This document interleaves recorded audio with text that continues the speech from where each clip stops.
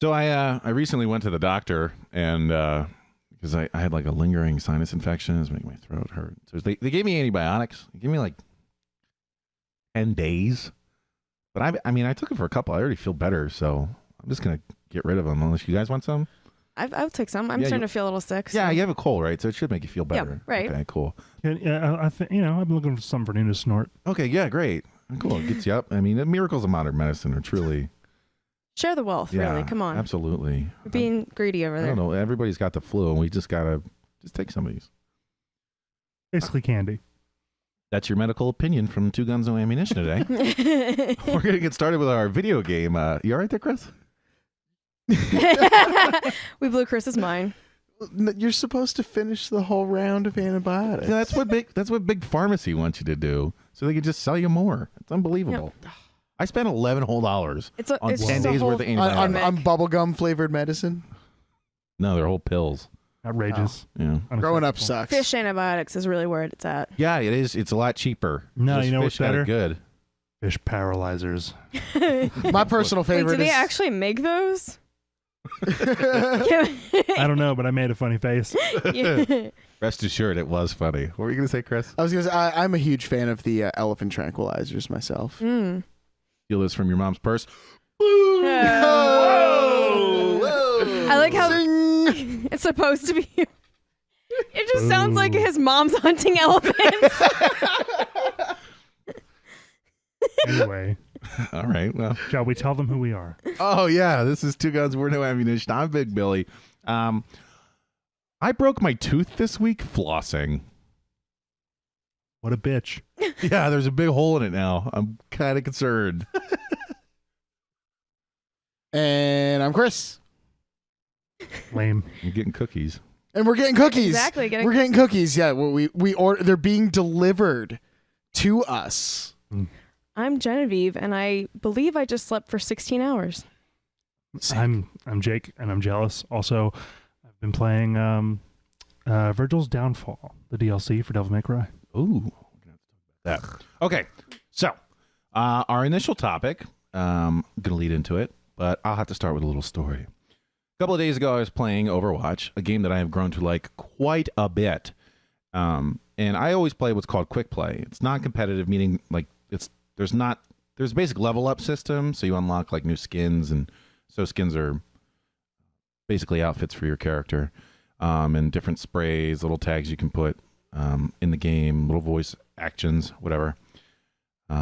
Quick play is where you're supposed to learn how to play a character, and then you can go into competitive mode where you're actually like ranked. Competitive is more fun because of the secondary ranking system. The rewards are a little better, and players are a little more organized, and they're more active on the mic. So when I play, like I have a headset to talk on a microphone through the game, and almost nobody's ever on. It's just me and my buddy Carl. So we get competitive, and Carl's much higher ranked than me. There's 100 levels, and each time you go through it, you get another star. So he's got 2 stars, so he's level like 230. I'm level 52. He's just been playing longer, but whenever I play with him, we end up paired with much higher level players. So I'm outclassed. So I'm playing this. I'm playing as Soldier, who's I guess DPS, damage per second or whatever. It's all about team composition. Different characters have different roles. Anyway, somebody starts over the message. They're like, "Soldier, can you shoot that fucking Farah?" This like flying character. I'm supposed to counter her. He's like, "Jesus, it's like seriously, can you just fucking do it?" I'm like getting murdered by their tanks because my team's not holding up or anything, and Carl's not even paying attention to me. I'm doing the best I can. I'm playing competitive capture the flag, and I'm defending our flag, and this guy's mad I'm not shooting at Farah. Oh, no. So later on he goes, could you please switch with me? Can you please switch characters with me to something? He used some acronym I didn't understand. I'm like, I don't know what that means. He goes, you're terrible at DPS. It's actually really fucking pathetic. And I went, oh, okay, well then you can fuck yourself. So he can, and he's giving me more shit. I'm like, dude, you got to learn sometime. And I meant like, you got to learn how to play with the really good kids at some point. And he goes, not in competitive mode, you fucking retard. I'm like, oh, well, that kid's an asshole. And it kind of rattled me for a couple days because, I'm learning a new hobby. It sucks. Right. I'm like, I'm trying my best. Yeah. It really sucked. Wait. Well, last night, what, you have a question? Yes. Was he like actually a kid? Did you ever hear his voice, or was No, it it was all through text. all text? Okay, never mind then. Yeah, kid is like dude. Right. Well, last night I get on after having a game night at Carl's where we played a deck building game. A couple of them, actually.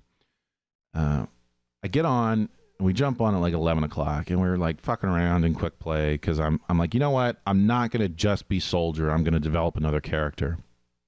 So I start playing this tank Oriza who can shoot shields. And Carl is playing Reinhardt, another shield tank character. And we pick up these two people. I can't remember their names, but it's a guy and a girl.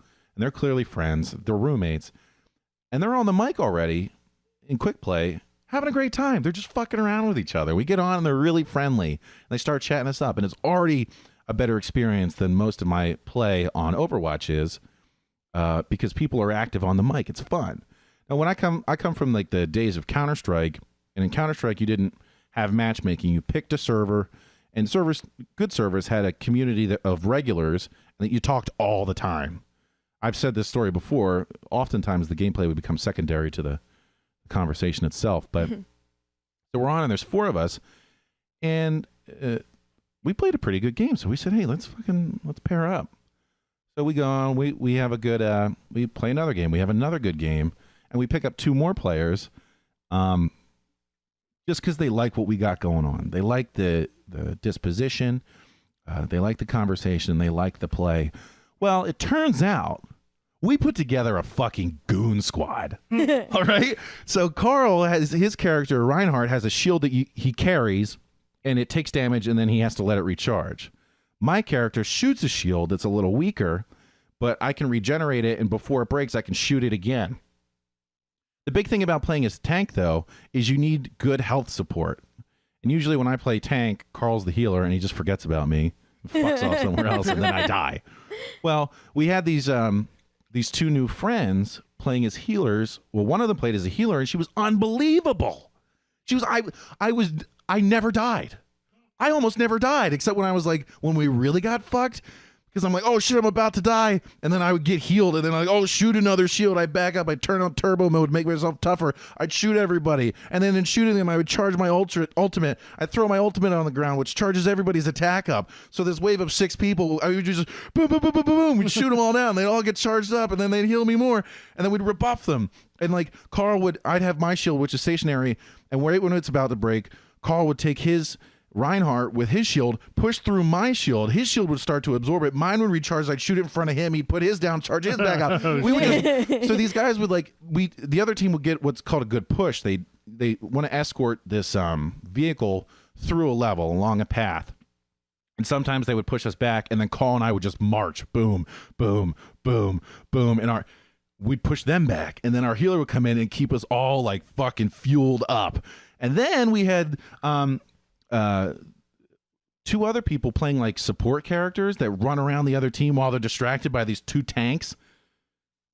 Burn them up, and then we had a defense character who could turn into a turret, would sit down in a corner and just mow everybody down. We went. I probably win 40% of the time when I play that game.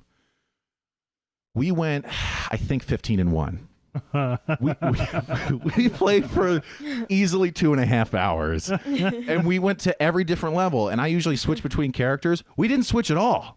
Carl switched from Reinhardt to another healer sometimes, and then one of our team would switch to different support characters. But we basically the same team competition on every single level. We were we lost one time, 7 games in, and one of the new guys that we played with, they went, well, we had to lose sometime, right? We didn't lose for the rest of the night. It was like 8 more games. We just kept going. I can't believe we did that. We had one. Okay, typical for me to block when I'm a tank with my shield. Block damage is 12 to 16,000 damage that I block. We had one game, and I told you the ranking system where you get a star every time you go through 100 levels. Right. We played a team that was 3 5 stars and 2 4 stars. Right. We had 4 people on our team, including me, who had no stars. We had a kid on level 12. Like the Bastion, the support character who can turn into a turret, was level 12. That is basically brand new. We fought this team back. I blocked 28,000 damage with my shield alone. Then there was Reinhardt. And then this kid, Bastion, the brand new kid, got player of the game. Oh, We're shit. like, The level 12. Who are we? What team is this? And it was, it got to 2:30. We won another game. I said, it was 2:30 I was like, I have got to go to bed. And I signed off of that game. And after having a really shitty experience 2 days before, I realized that is probably my favorite gaming experience I have ever had. That was just through a community full of bullshit. Well, and normal people. I found 4 other people and just had a great time. And not only did we have a great time, we saw so much success. I mean, it was funny. Like, we got a good team together, and Carl's like, "Hey, maybe we want to go competitive." And I said to Carl, "I was like, dude, we're too hot. You can't end this win streak. We're not changing modes. We're not changing the team." It was. I told Genevieve about it today. I'm telling you guys now. That might have been my favorite gaming experience I have ever had. It was just. It was an accident. You know, I was trying a new character, and I thought I was like, I'm gonna suck at this. But I had such good teammates that we made a good team. How hard is it to get a good team when you're trying to make a good team? We just stumbled into it. So the topic that I had, if you guys can search your data banks, well, Frank's not here, so search your organic brains. Can you think of maybe the best and or the worst experiences that you've had while gaming? I can give you another example of a really good one. It wasn't quite as satisfying as this, but I played Skies of Arcadia on the second Dreamcast. My favorite game I've ever played. It's like a JRPG, a Japanese role-playing game, which is a definite style. Oh no, I was going to throw it to you when I was done. Sorry, G almost left the room, and I think she went, oh no! Oh, God. Oh my goodness. Oh. So anyway, I'm playing through this level, and I get in a water temple. Fuck water temples, right? They're always terrible. And I get stuck, and I had to quit the game. I quit for 3 months. Then I came back, and I tried literally turning a different direction. I fell through a hole and solved the puzzle. And I was like, oh, that was pretty satisfying. Great memory, too. Gee, we talked about this earlier. I told you what the topic was going to be. Do you have anything on the top of your head of really good gaming experiences? Yes. So I think I've talked about it before. I think Super Mario Sunshine. I remember that was like one of the first games for, I guess like the first real gaming system I had was a GameCube. And me and my sister, we had our separate accounts, and then we had one that we did together that we got the most through, like the farthest progress. We still never beat it. So that still needs to happen. But there is a level, and I can't remember exactly the name of it, but you end up at this hotel location, and you're faced against this giant manta ray, and you have to use your little, like, water backpack squirter. I don't know how you would say that. Mm-hmm. But anyway, the way to kill it is you're supposed to spray it with your like little water tank, but every time you spray it, it separates into 2. And then those 2 separate into 2, and on and on and on. I think like the last division I think it splits into 4 actually. And they're usually gray. When they're the smallest, they're pink. But every time you land on one, because they're kind of shadowy, you can still land on them, it shocks you and steals a health. So you're running around this level, and the only way you can regain health is by collecting coins. And there's a limited amount of coins, and you have to keep going and going, and eventually get to so many divisions that there's almost no space for you to land on. And you kind of have to keep going. That level was the most frustrating ever because you just keep dying. Like, you have to do it so many times, or at least it takes forever. Exactly. And I didn't like any of the levels after that one, because that one was kind of fun in how terrible it was, or how hard it was. But I remember getting through that, and I remember getting through that before my sister. And she's 2 years older than me. She's got a little more experience than I do, and she's pretty happy about how much gaming she likes to do and how good she is. But I defeated that one. She didn't. I'm impressed with myself. And I was like 10 at the time, I think. So while ago, but still. That's the thing about gaming. It can give you really satisfying little victories. Like one time I was playing Halo online, Halo 2 online, and we were down 48-42 our team, and you win at 50. And excuse me. We just said, "Hold it here. We got to win this." And our whole team had been getting bodied, but we all grouped together and started supporting each other and shooting over each other's shoulders and throwing grenades to back people up when they were about to die. And we ended up winning the game 50-49. And afterwards we went, how the fuck did that happen? What? We were supposed to lose. But, you know, we gutted it out. I mean, I'm sure you guys can relate to a moment where you thought you were fucked in a video game, but then your hands start doing the right thing and you're like, oh my God, I can't believe I came out on the other end. Chris, do you have any good gaming memories? When I beat the carnival level in Sonic the Hedgehog 3. Was it particularly hard? What's that level like? Yeah, it was a pain in the dick. It was because it was like all different colors and flashy lights and like, you know, the 2D scroll. Like it was just hard on the eyes. And then like there was like this one part that was like a total pain in the ass where you had to like time your jump perfectly with like this platform to get through it. And I couldn't figure it out for like the longest time. And then I did. It was pretty cool. That's sweet. Did you end up telling anybody about it? Because I always end up bragging about it.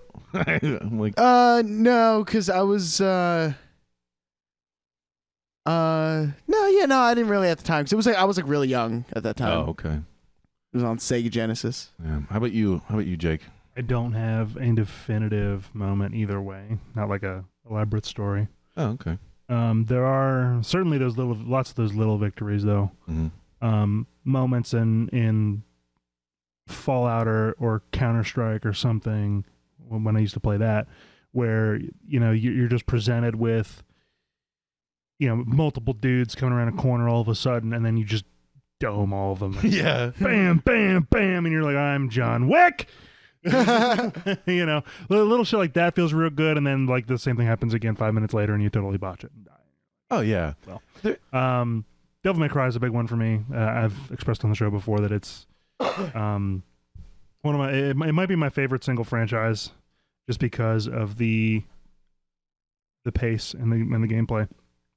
At least with the odd numbered games anyway. And Yeah, that's what I was just about to say. well, I mean, on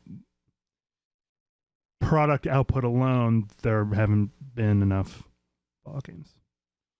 I don't know. I mean, it might be a toss-up. They're just totally different animals. But like Devil May Cry, I get a big sense of pride out of mastering the controls Yeah. and putting on shows. And by the way, keep an eye out for little videos on the YouTube. We have a YouTube now. Ooh. I'll give you a guess what the name is. Two Guns No Ammo. I know you're shocked. But you know, I've just been. We'll get into this later. But I've been playing the DLC on it and got to do it all over again with Dante's brother Vergil, and it's just so rewarding when you like. I wind up practicing not just the individual moves as you would in say a fighter game, which I'm notoriously bad at, but then you can also practice combos, and you learn to watch for the tells and all the different enemies on the screen, and you can chain them together. And then there's happy little accidents on top of that where like you parry an oncoming strike at the same time, and then they have the score system, and then that'll shoot up a ton, and you're just like, best at this.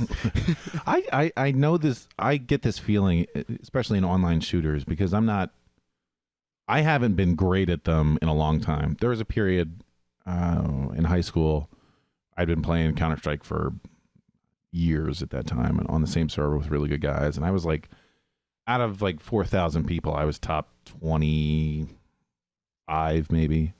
But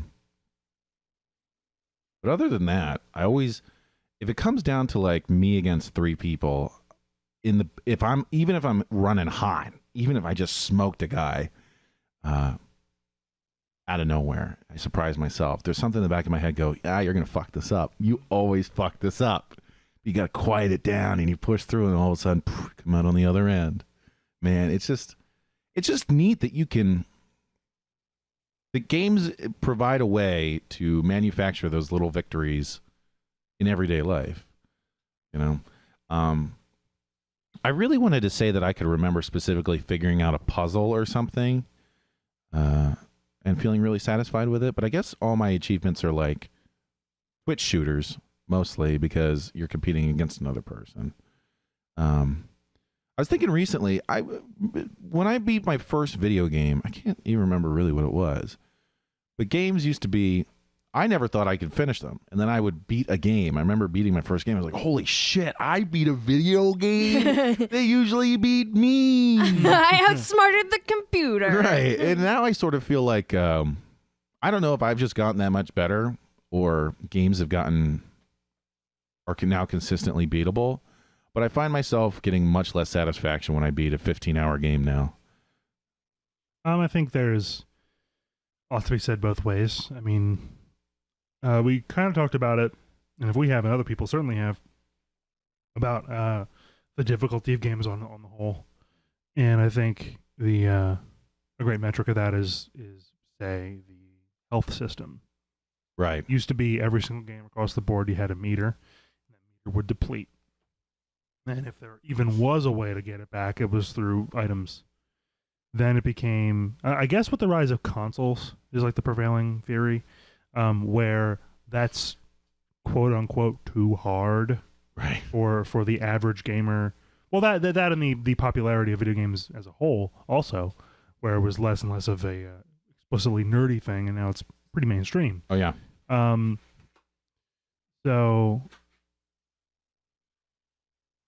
So the now we've been in this mire of regenerating. You just do nothing but don't get hit for a little bit, and you fully recover.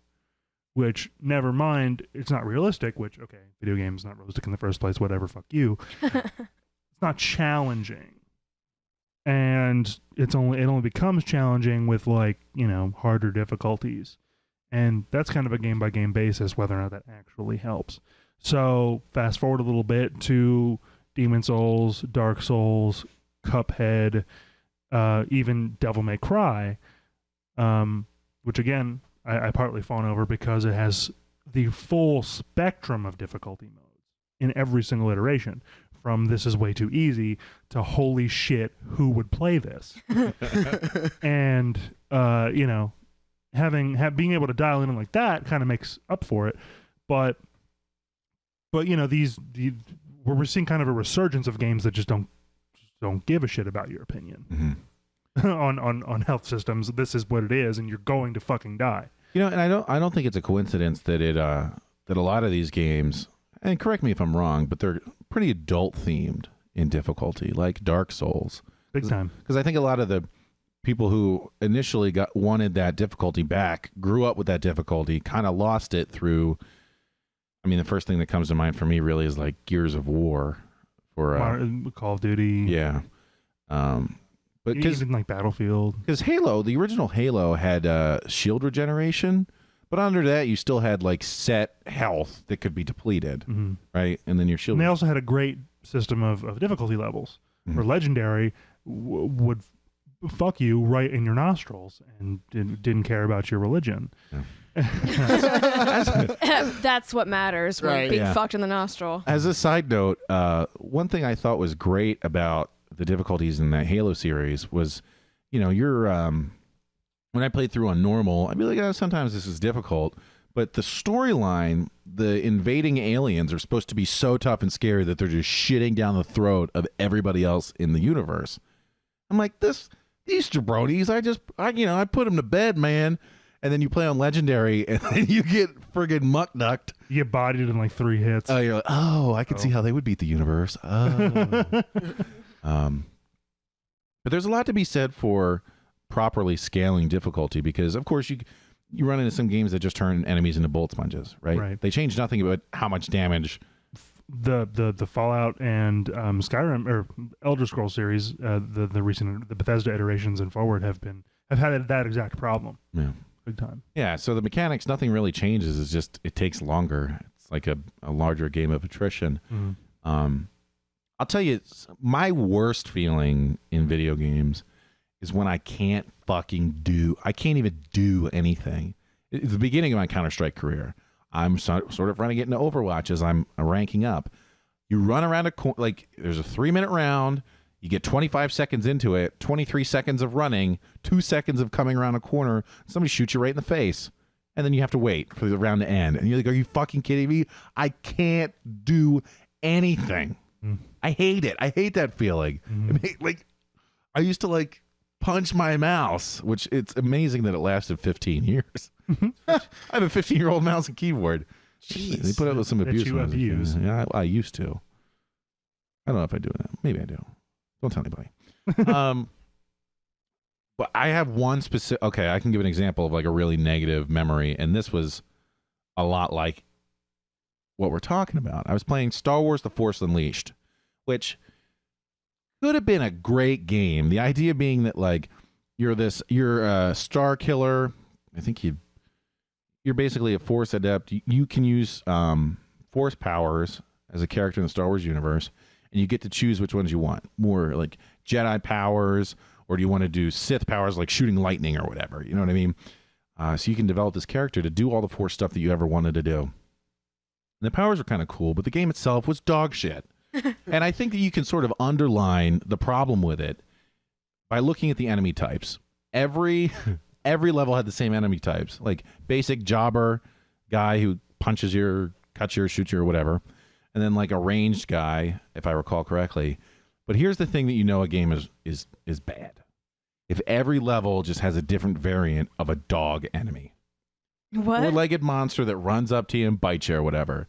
Oh, in this one, it's a sewer rat. In this one, it's an alien monster. In this one, it's literally dogs. That is never a good sign. But anyway, I was fighting a Rancor, I think. Doesn't Luke fall into a Rancor pit Yes. at some point in the movie? Yeah, it's Yeah. this big fat monster, really long arms. Anyway, Underbite. it hit me. It hit me with its big arm and it threw me because it's so strong, and I sort of tumbled. And then my animation made me stand up, and I couldn't input any commands through this tumble, lay, then stand up. And right as I was about to do something, the Rancor would just hit me again. I would tumble, lay, stand up. It hit me into a corner, and animation locked me. It just hit me, and I kept going through the animation. I couldn't do anything. I could do nothing until it simply killed me. Wow. Yeah. Guess what? That was not a good memory. I'm still salty about that whole game from that fucking experience. Womp. Yeah. Anybody have something like that? Actually, I guess kind of similar. Playing, it's the third in the Batman Arkham series. I can't remember if it's Origins or Night. Origins. Okay. Yeah. Might have talked about it in the Batman episode, but I get to a point. You know what? I can't even remember, but I know I got stuck underground at one point. I had to like just restart a whole new game because it just wouldn't get out of that challenge that was going on. I was like, okay, fine, it's a glitch, whatever. I keep going. I get further in the story, and then it gets to a point where Batman's fighting a level of goons. You're just like in a sort of makeshift fighting pit. Not even a boss. You're just fighting thugs. And Batman gets stuck in ready to fight mode. So he's got his fisties up, ready to do fisticuffs. And the goons, like, I don't think they even actually swung at me, but we're all like facing off each other, like all hard, and no one's doing anything, but they're still like catcalling where they're like, oh, you think you're so tough? And I can't do anything. Like, I can walk around. I can't throw any punches or any defensive move. Like, there's nothing. It's just Batman circling around with some goons. All like, ooh, not so tough now, Batman. Got him. Oh. We could have a whole episode on glitches. And oh my God, it was so frustrating because it was like I had put a couple hours into it. Like, it was my second time around at this point. And then I found out that they weren't going to do any patches or fix it. Like, it was just a thing in the game that sometimes happened. And I was just like, fuck it. I'm not playing through this again because this is bullshit. I mean, it really says something about a game if you're willing to play through it again. Yeah. Like, I was playing Star Wars Knights of the Old Republic. Maybe Nice. the greatest RPG of all time. Who knows? I mean, it's really up there. First time I played through, took a break, forgot everything. Played through it a second time. my Xbox caught on fire. And then I started playing through a third time, got really far, and then moved, and I haven't played it since. Am I going to play it a fourth time? Yes. But I've had a number of games where you get to a point, you're like, I can't beat this. I have to start the game over again, and it just doesn't happen. Banjo-Kazooie reminds me of one. But, you know, playing Overwatch has reminded me how big the enjoyment of a game can be via community. Like, I stopped playing League of Legends because I didn't like the community. And I'm trying to learn a new thing and be part of the gang, and they would just give me a bunch of garbage. Shit on you. Yeah. Like, if you get a supportive community, and like and that's part of the thing. The survival community depends on being a welcoming community. You got to get new guys in and build them up, and then you have more opponents in the future. But Overwatch has been a wild ride because most people don't say anything, but some people are really mean, like that guy who called me a retard. Maybe you shouldn't be so retarded. I guess. The only real solution is to just get off the not spectrum. You be just retarded. tried not. Yeah, try harder. Come on. But, you know, and okay, so I come from the days of Counter-Strike when if you're going to be mean to people, like, you were just awful.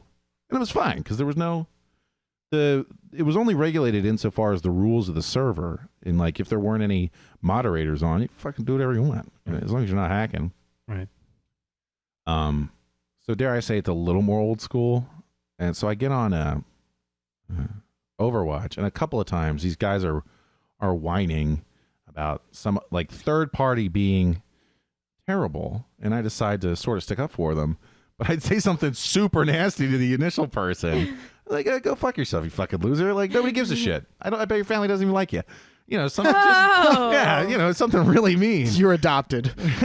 So then I go and I look in I'm just imagining some kid sitting at his computer and what?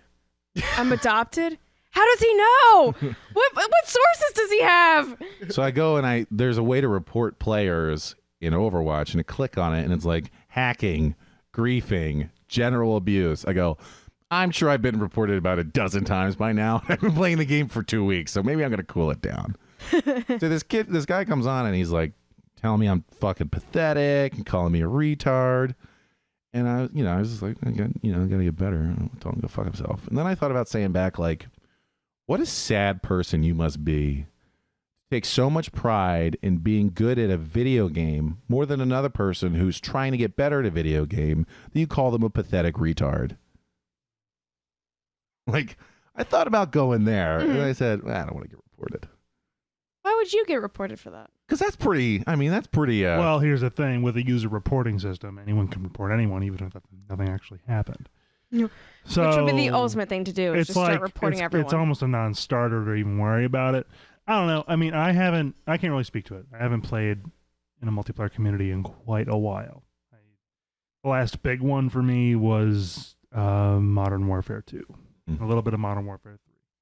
And then I got bored of all of it. The game itself, sure. The type of game itself, kinda. And then the whole social aspect to it. Waiting in lobbies, listening to children say curse words. Not that I'm offended by fucking curse words. Or by children saying them, for that matter. But you're just offended by children. Just like, they're just saying it because they think it's cool. Right. Say, and I'm like, do you, boo? I'm out. Do you, boo? I'm gonna do something different. I'm gonna play Fallout for 3,000 hours. Right. And that's what I did. That's what I continue to do.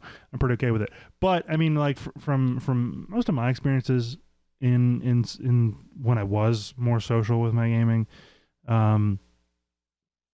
you get the whole range, right? And I don't really have. I mean, the big ones were Counter-Strike, Call of Duty, a little bit of Battlefield. I even played Castle Crashers online a little bit here and there. Left 4 Dead, I used to play online, and I found that really, I was more frustrated across the board on balance playing with strangers than I was whenever I had a crew of friends already. We're going to go in at the same time. We were going to be a squad. That was always fun, regardless of what we came up against, regardless of how good the other team was or bad they were. If we lost every round, didn't matter. It was with the boys. Right. Fine. Girls don't play video games. No, they don't. There's none. There's literally none on They're there. a zero. Yeah. I should have. Nope. of course. They don't poop remembered. either. I don't know about all that. Never have I ever once played a game or pooped. Yeah, I don't. I try not to think about it. You heard it here, folks. I think these are missed opportunities. I think we should have a girl pooping game. A girl pooping. Girl simulator. Should be It's just someone pooping. No. It's a game about a boy who wants to be a girl. Oh, no. Topical. Okay. Yes. And they simply aspire to these female powers by refusing to poop or play video games. So as soon as you accept pooping, you lose the game. Yes. There will be moments where you just really have to, and you have just a button mash. Smash X. Clench it. Clench it. But it gets harder and harder the further you progress. I don't wanna. And then eventually you just flower. You become a woman. Wow. Exactly how that Beautiful. works in real life. It's beautiful, man. Well, that is topical. I feel like someone's going to be very offended by that, if not multiple people. They can be because if they're offended by fiction. Because somewhere in that, there's the implication that as long as you refuse to poop, you turn into a girl. Well, how it works, right? Can you prove that's not true? I suppose you are correct. I have a confession to make. I haven't pooped in weeks.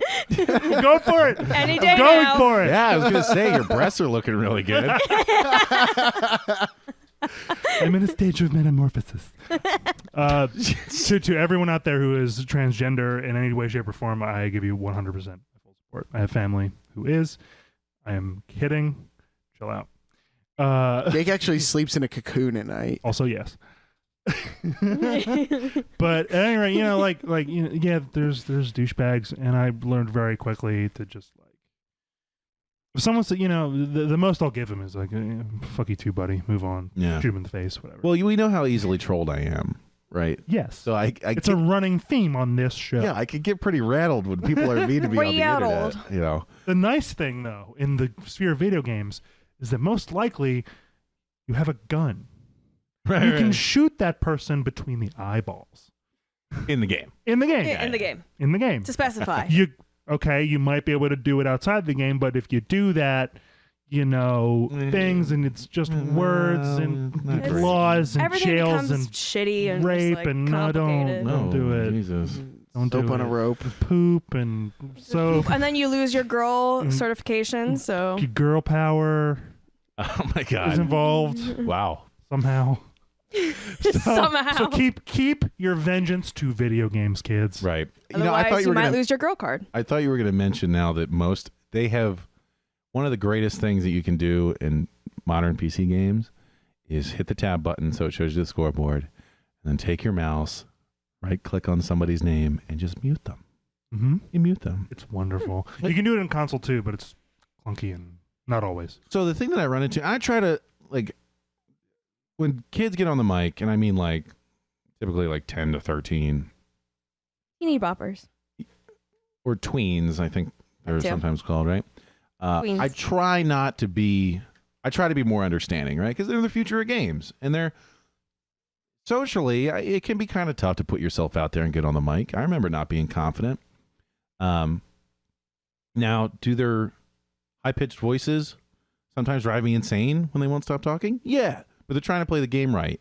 But every once in a while, you'll get one who just gets on and you're like, oh my God. They're just banshee. blasting music Yeah. through their mic, I'm like from their phone speaker. Yeah, I'm like, I wish your mom would just pay more attention to you so that you didn't have to act out on here. But Not your daddy, Jill Bill. Jill Bill. Bill. Is that... They're transitioning, yes, Genevieve. yes. I get it. That's what my joke no was going longer to be. pooping. They're no longer pooping. They're why putting they're in the acting out. work. They're very frustrated from holding it in. I feel like the name of the episode should be Holding It In and Transitioning. I will put it into consideration. Okay. It'll at least be in the description. But that does remind me of the best solution to that kind of frustration. Holding it in. Taking a big, satisfying dump? No, grenade in the mouth, pull the pin. It's a mercy, though. It's a mercy, It's- really. Really, Absolutely. It really is just a mercy. So sometimes you just need a little bit of mercy. So this the other day, not the greatest Overwatch day I ever had, which was last night, but a couple days ago. Actually, the same night that guy called me names. This kid got on, and he was like, I was like, He still. assumed your mental state. Don't assume my brains. So we'd actually played with them before, and the way that the balancing works, it can't find good matches for Carl and I. So we had a lot. We ended up playing with the same players a lot. So we played with this kid, left. Somebody called me names, came back. And I was like, well, at least I'm not playing with that fucking douchebag again. And Carl's like, yeah, it was kind of negative. And the kid's like, there's not going to be any negativity here. Oh my goodness. And I was like, okay, cool. They're being cool. And we're talking about like hit the tunnels, and we're sort of getting beat. And it's like I was like ready for somebody to be mean to me or whatever, but nobody was. But I was sort of complaining about it. Somebody goes, yeah, like sometimes I get a little depressed like playing video games because people are like negative. And this kid pops on and he goes, hey, when I get down, I just eat my weight in food. I was like, whoa, wait a minute. Did this child just make a stellar joke? I was like, I must laugh on the microphone, which I typically try to avoid. I was like, that was a good joke, dude. And he didn't end it there. Not. He goes, that's not saying much because I'm not very big. I was like, wow. Another one. I am not used to children making good jokes on the internet. I was like, this kid, wow, he's the future. I feel good with the future in his hands. I don't know why while you were telling this, I just imagined like a snake child just in one gulp eating something. His whole body, it doubles in size every time he eats. The jaw hinges. It was another kid. Those cookies you're eating. We didn't eat them yet. No, I hope they're not laced with anything. It's all that poop strain. It's making him go crazy. Yeah. I guess this is part of our lore now. This is highbrow entertainment, folks. That's the thing. That's the game that we need to make. We need to make a poop game. Because have you seen that penis game? That no. It's like a party game for 4 people. Look, you need to stop following random links on the internet, okay? It's a party game for 4 people, and you're all penises, and as you navigate, like you're like a cartoon version of it. At the end, there's 2 balls, and at the other end, it's the end of your penis, and you like navigate around the map, and you can pick up power ups like in Snake, and your penis gets longer. But the whole goal is to, I think it's power ups. I know you can get longer. Anyway, the whole goal is to navigate around behind somebody else's penis and put your penis between the crease and their balls. Yes, I have seen this game played. And then they die and you win. That game is hugely popular. I can't What? imagine why. Like you want to put the tip of your penis into like between someone else's balls. Can you do us a favor and not knock the microphone I'm over trying anymore? not to. It's awkwardly spaced out here. You're doing it wrong. What am I doing wrong? Yeah, no, but so like there are 2 balls at the bottom, and then and then their penis like that. Yeah. So where Chris's fist would be going back into where Bill's fists would be. My 2 fists together, you would be fitting your fist into that seam. There's a lot of fisting going on here tonight. All these dicks and fists, and I'm kind of losing it here. I'm in very loose fitting pants. I mean, you should probably change the subject before it gets really embarrassing. Just saying. Tuck it underneath your waistband. You're fine. Oh my god. So, that is pretty interesting because I guess it comes down to a question is how much work am I willing to put in to make myself enjoy a video game community? I want to say something else. Because eventually I'll just go, fuck it, and I'll go back to playing Civ, you know what I mean? With Genevieve, and then I won't have to worry about it. But there's a professional Overwatch league, and I'm sorry, I'm going to get drafted. I'm never going to make the NFL, but I'm going to go pro. I'm going to be the greatest video game player of all time. And you don't have to worry about heel spurs. You don't have to worry about missing that draft. So or concussions. Yeah. Somebody at work was like, how? What do you think the odds are that you're going to get CTE? Oh, thanks. As a result of all my concussions. And I was like, okay, why don't you ask me what the odds are that I blow my brains out so I don't have to suffer from Alzheimer's? And they're like, I guess we should continue. This is a little too depressing. I'm like, yeah, what kind of question is that? What are the odds you get fucking Alzheimer's? Humans. Why, like, with what disease is that even an acceptable wisecrack to? What are the odds you're going to get cancer? pretty good, actually. Right? I mean, Alarming. Yeah. I think about it all the time. Sometimes when I get drunk, it worries me. The older I get, the more I worry about how I make money, actually. Thanks. So worrisome, in fact, that when I am 40, I will let a man put his finger in my asshole. Yeah. Thank you.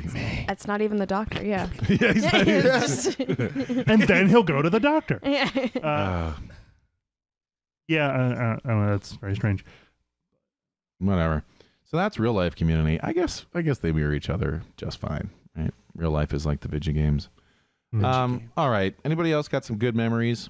Nothing that stands out. I've had a lot of fun playing a lot of games. Yeah. I feel like a lot of gratification from finishing Paper Mario and the 1,000-Year Door, because that was another game that took a long time. What kind of game is that? For me, it was also GameCube. Don't know if they make any other iterations. I know they made one for Wii. No, what kind of game is it? Paper Mario? It's like a Mario game, but so what is that leveled? Flat. I don't know what's that called. 2D. 2D. Okay. Is it an RPG? Is it a platformer? Form. Some of it. So what happened? Basically, I don't understand these terms you're using. That's what. So if you could explain those, I can answer your question. A role-playing game? Hmm. Okay, Fallout is a role-playing game. Okay. You have attributes, you do battles, you level up, you put points into different skills to make your character better. Okay. A platformer is a game where you try to navigate through a level by jumping onto different platforms and dodging other obstacles. So But- think every Mario game. Yes. They have a different style of fighting though. Usually when you come up to an enemy, wow. It's like you take turns fighting each other. So it's different. It's not like you're Turn-based RPG. Yeah. Okay. There we go. Thank you. Figured it out. We did it. Yay. But the concept itself is a little different. So you do get to play around with the fact that you are 2D paper part. So you can kind of like turn sideways and sneak through little holes in the wall or little slits, I guess. So you still have to navigate through levels, Yes. jump over obstacles, but they've also incorporated A new fighting a aspect fighting to it. system. Right. Okay, because I've never played it, Mhm. so I was asking you how you play the game. That's how you do that. Okay, and that took a while. Yeah. And then even then I've gone back and replayed it, and there's certain aspects you can like different side missions that open up different opportunities for you. Like you can get a new partner to show up with you because you always have someone who's fighting with you.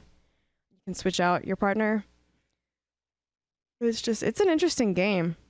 If you ever want to pick it up, you go all different kinds of places, and like I said, the concept itself is a little different, where you can turn yourself into a paper airplane and fly around the level at certain points, or you can become a paper boat. You can roll yourself up so you're like a tube almost. You can roll around under certain obstacles, and it kind of makes you think a little bit more than just jump across this level and get to the other side. You have to figure out the puzzles. That reminds me a lot of, there's a Kirby game where you're not actually Kirby, you're like a string version of Kirby. And then that becomes important when you're solving different level puzzles, right? Seen it, I don't remember it. I can't remember what it's called. It's like Mm. Kirby and the G-String Party, I think. Sounds right. Might actually be a game that two best friends play in their very first video. Might be Kirby's autoerotic asphyxiation. Surely that's it. Definitely. But meaning that that's not Nintendo's first try about having the character like these unique traits like a string Kirby or a paper Mario become important to solving the puzzle. Nintendo does make good content. Yeah, and Okay. actually another one of their IPs, particularly on the GameCube, was that was it Metroid Prime where you Yeah. roll up into a ball? Yep. Yeah. Yeah, so little things like that, Mm-hmm. little dashes of some extra mechanic. Yeah. Make the worlds more interesting. As long as the mechanics aren't like, as long as you're not getting new mechanics for the whole game, interesting. Like new ones can be fun. Shit. There was something I was going to think of. I totally forgot. Let's take a break. Okay. All right. We'll take a quick break. We'll come back to you in a little bit. Thanks.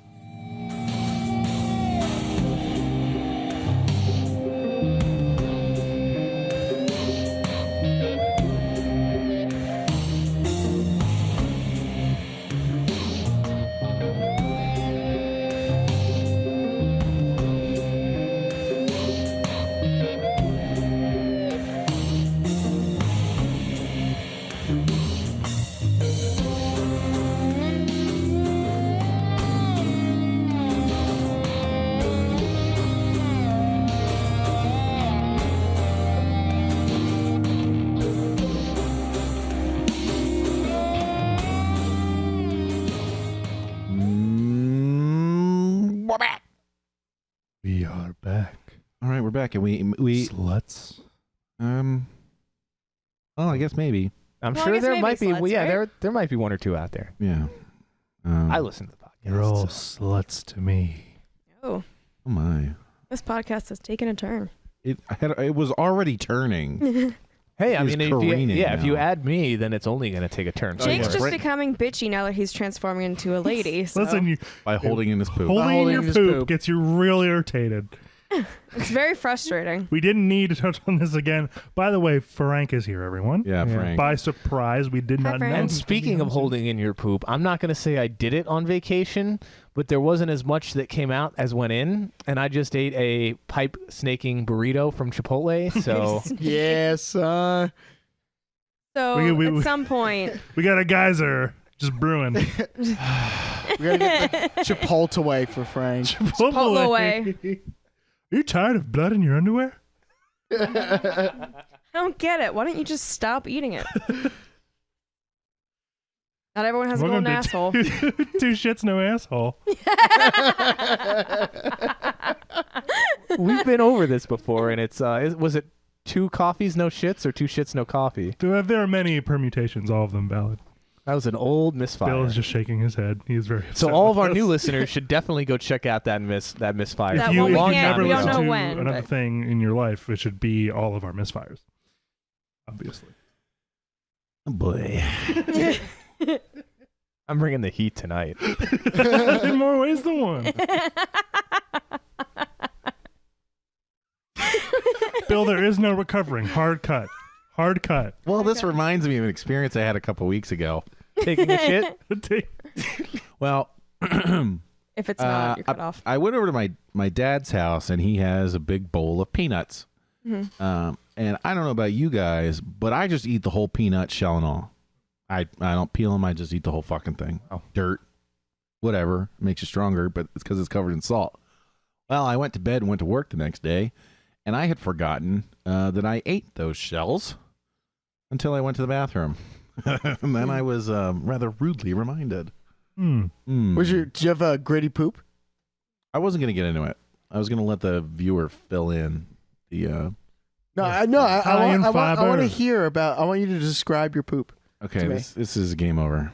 Did you know that in Germany? someone's fetish, Did you know okay? in Germany, What in their have I toilet bowls, they have like a little shelf in there so they can examine their poop to make sure they're having like healthy poops. Germans really care about their poop. That's- Netherlands, too. That sounds like propaganda. No, I've actually seen it in the Netherlands. I don't understand looking at poop. Somebody, Sean, sent me a Snapchat of his shit the other day. He goes, "That's definitely a foot long." I was like, I'm right there with you, Bill. I'm right there with you. I'd rather not. Thanks, no thanks. Would you give him $5 for it? Oh, I, $5.30 to never cash. see that again. Maybe. yeah, $5 for that part of my life to never reoccur. It's a fair price to pay. All right, so video games. How about those things? I don't know. I just know this podcast is real shitty. Oh, Oh my God. yeah, this commentary really stinks. Frank, do you have anything you want to tell us? That was about the your corniest joke you could have. Stop. vacation? We're all feeling a little. Yeah, it was a nuts right real now. stinker. I just made that one. I just did that one. Yes, but it's Frank. Why are you doing this? It's Frank. What were you expecting? Come on. We're like, We are 12, everyone. you've been here for 5 minutes. Secretly, we're all children. 5. And I'm already. Oh. Oh no. Why would we allow you to become rejuvenated? I knew that I should have seen this happening. Come back to the podcast, talk about poop. He always gets like this when he recharges batteries. You just let him stay dead for a few more Oh days. my god. He had to go down to the Bahamas to get sun on his solar panels. Moving on. Please, for the love of God. Oh, I mean, all I've got to say is I guess we're going to talk about some games here or something. Fuck. Jake, you mentioned a little bit earlier that the Devil May Cry, you've been hitting that pretty hard, but I think you were working your way through some more recent DLC. I don't know how recent it was. It's called Vergil's Downfall. And the plot of Devil May Cry games is the ones that matter anyway has never really changed. Especially the more recent ones, 3 onward. There you have a twin brother named Vergil, and he's a power-hungry bastard, and you are more of a free spirit who also kind of doesn't want the world to go to shit. So you wind up helping out humanity by fighting your brother. Cool. In this one, the most recent one, DmC Devil May Cry, it's both a reboot and a prequel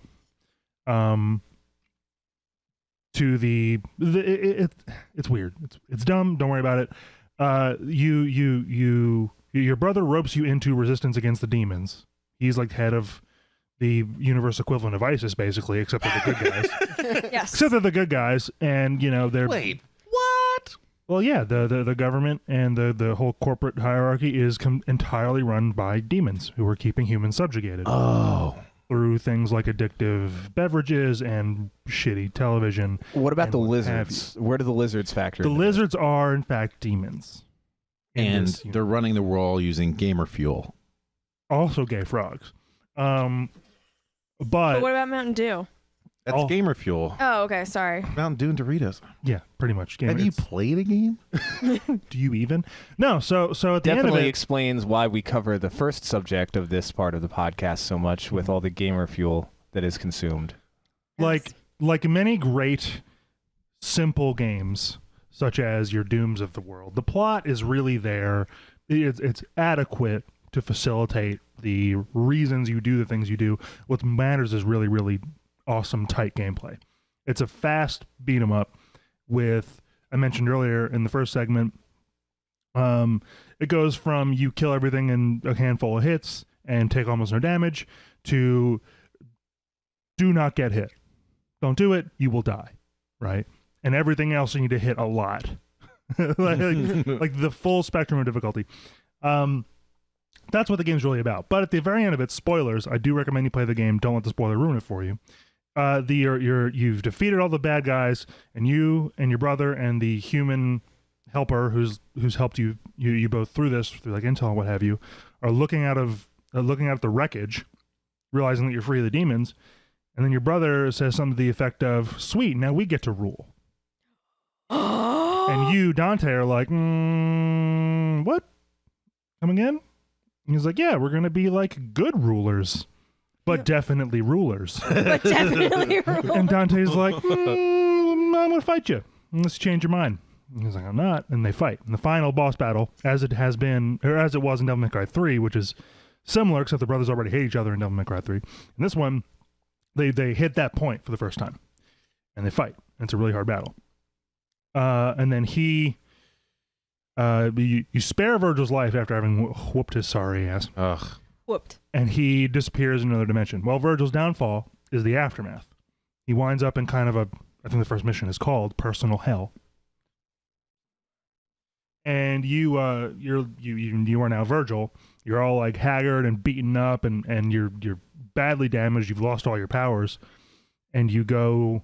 You have to go through and get them back, and you haven't quite fully worked it out, but you basically fight.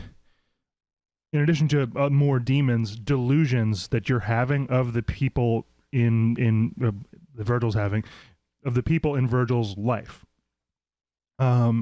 They're like, have the same voice and appearance and everything, except they're like this white ghostly thing. And initially, you try to help them out, or you just try to get to them and talk to them, and then they like start to deform and get real like nasty and like talk about how shitty Vergil is. And Vergil just gets pissed and kills them. It's like gets more and more of his powers back piece by piece. And at the very end of it, more spoilers, you're fully empowered, and I think begin to resemble I forget the name of the boss now, but in the very first Devil May Cry, there's this bossy fight that's kind of similar to Dante in that he's a swordsman, but he's like big and burly, has armor, and he's pretty tough. And the prevailing theory for several years, as long as these games have been around, is that it's Dante's brother. And it kind of, just aesthetically speaking, it doesn't say it outright, but aesthetically, it kind of like looks the same and like sets that up. And then if you go back and play the first game again, the very different, very old Devil May Cry 1, it kind of it kind of lines up without being on the nose about The it. big hint was the name tag said, "Hello, my name is Vergil." You know, that was a strong clue, but Yeah. I didn't feel it was sufficient. Mm. Nevertheless, Would Vergil wear a Pep Boy's name tag? yeah, I mean, especially with all the flowy robes and like the sweet sword and what have Definitely you. works at AutoZone. Yeah. I think he stole that Pep Boys one to pull some corporate espionage. Well, that's what his catchphrase was. Bill, I think that Get you in the are. zone. I think that you were mistaking Pep Boys for Poop Boys. No. Oh, Hey, we're back. Feces. So we're canceling the podcast. So at any rate, what's cool about it is it's the main story is 20 missions, and then the DLC is 6, which I think is decent for a DLC. Fair. And this game in particular's biggest claims to fame are the action is the fastest and the tightest it's ever been in the series, and the level design is off the chain.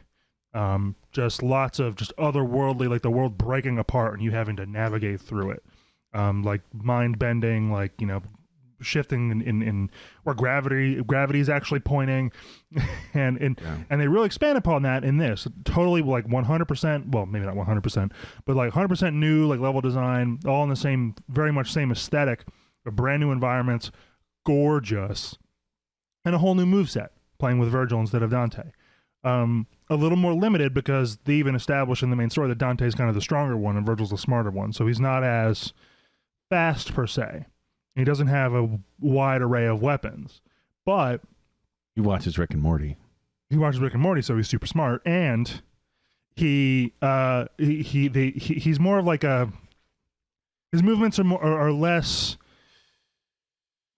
They're less brutal than Dante. He doesn't hit quite as hard, but he can kind of move around a bit faster, and he can like his dodge isn't a dodge roll like Dante's is. He like pops in and out of reality and Ooh, just that's pretty shifts cool. like short distances away and whatnot. And instead of guns, he can generate like swords that just using his mind that just fling at people. So there's like a set of powers surrounding that. And An edged weapon? Yes, and nothing survives his edged weapons. Red Letter Media. But you know, it's just learning a new moveset, unlocking new skills again, and playing. I mean, you could play as Vergil in air quotes in DmC 3, but it was Dante's moveset, it was Dante's weapons. You just looked like Vergil. In this, they actually cultivated Vergil as a fighter in the style of the game itself, and I thought it was a solid little add-on that both expanded on him as a character and gave you a new set of toys to play with in terms of beating up baddies. Is there romantic baddie interest? yourself. Is there romantic interst? Kind of. That human helper, her name's Kat, Yeah. but if anyone gets her, it's Dante. Oh, I'm not interested anymore. Vergil, Where are all the butts? it's all about Vergil. They're out pooping. They're all pooping. Oh my God! Not But the none of girls, the girl butts. Not Not the girls. Not the Girl girls. Right. Right. though. Girl butts don't poop. Established fact. Fact. So it's a lot of fun, and I feel like, I don't know, I haven't seen a lot of feedback about the games. I think they kind of get a bad rep because of how shitty the dialogue usually is, and how kind of vague and not vague, how shallow the plots are, but they're not the point. And I think, you know, storylines are good. They're great to have. The better they are, the better the game. That's true. But that gameplay is way more important. Yeah, we were talking about this.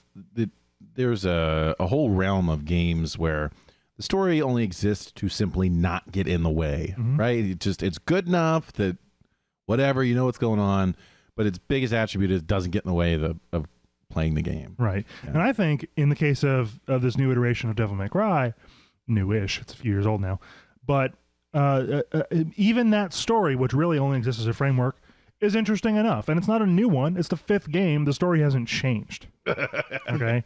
The other ones exist at different points along the continuum, but like it's still the same fucking story. Like the universe is very small insofar as the characters are involved. Mm-hmm. You kind of know out of the gate what everyone's deal is if you played any of these games before. That's not the point. It's still presented in a really clean way.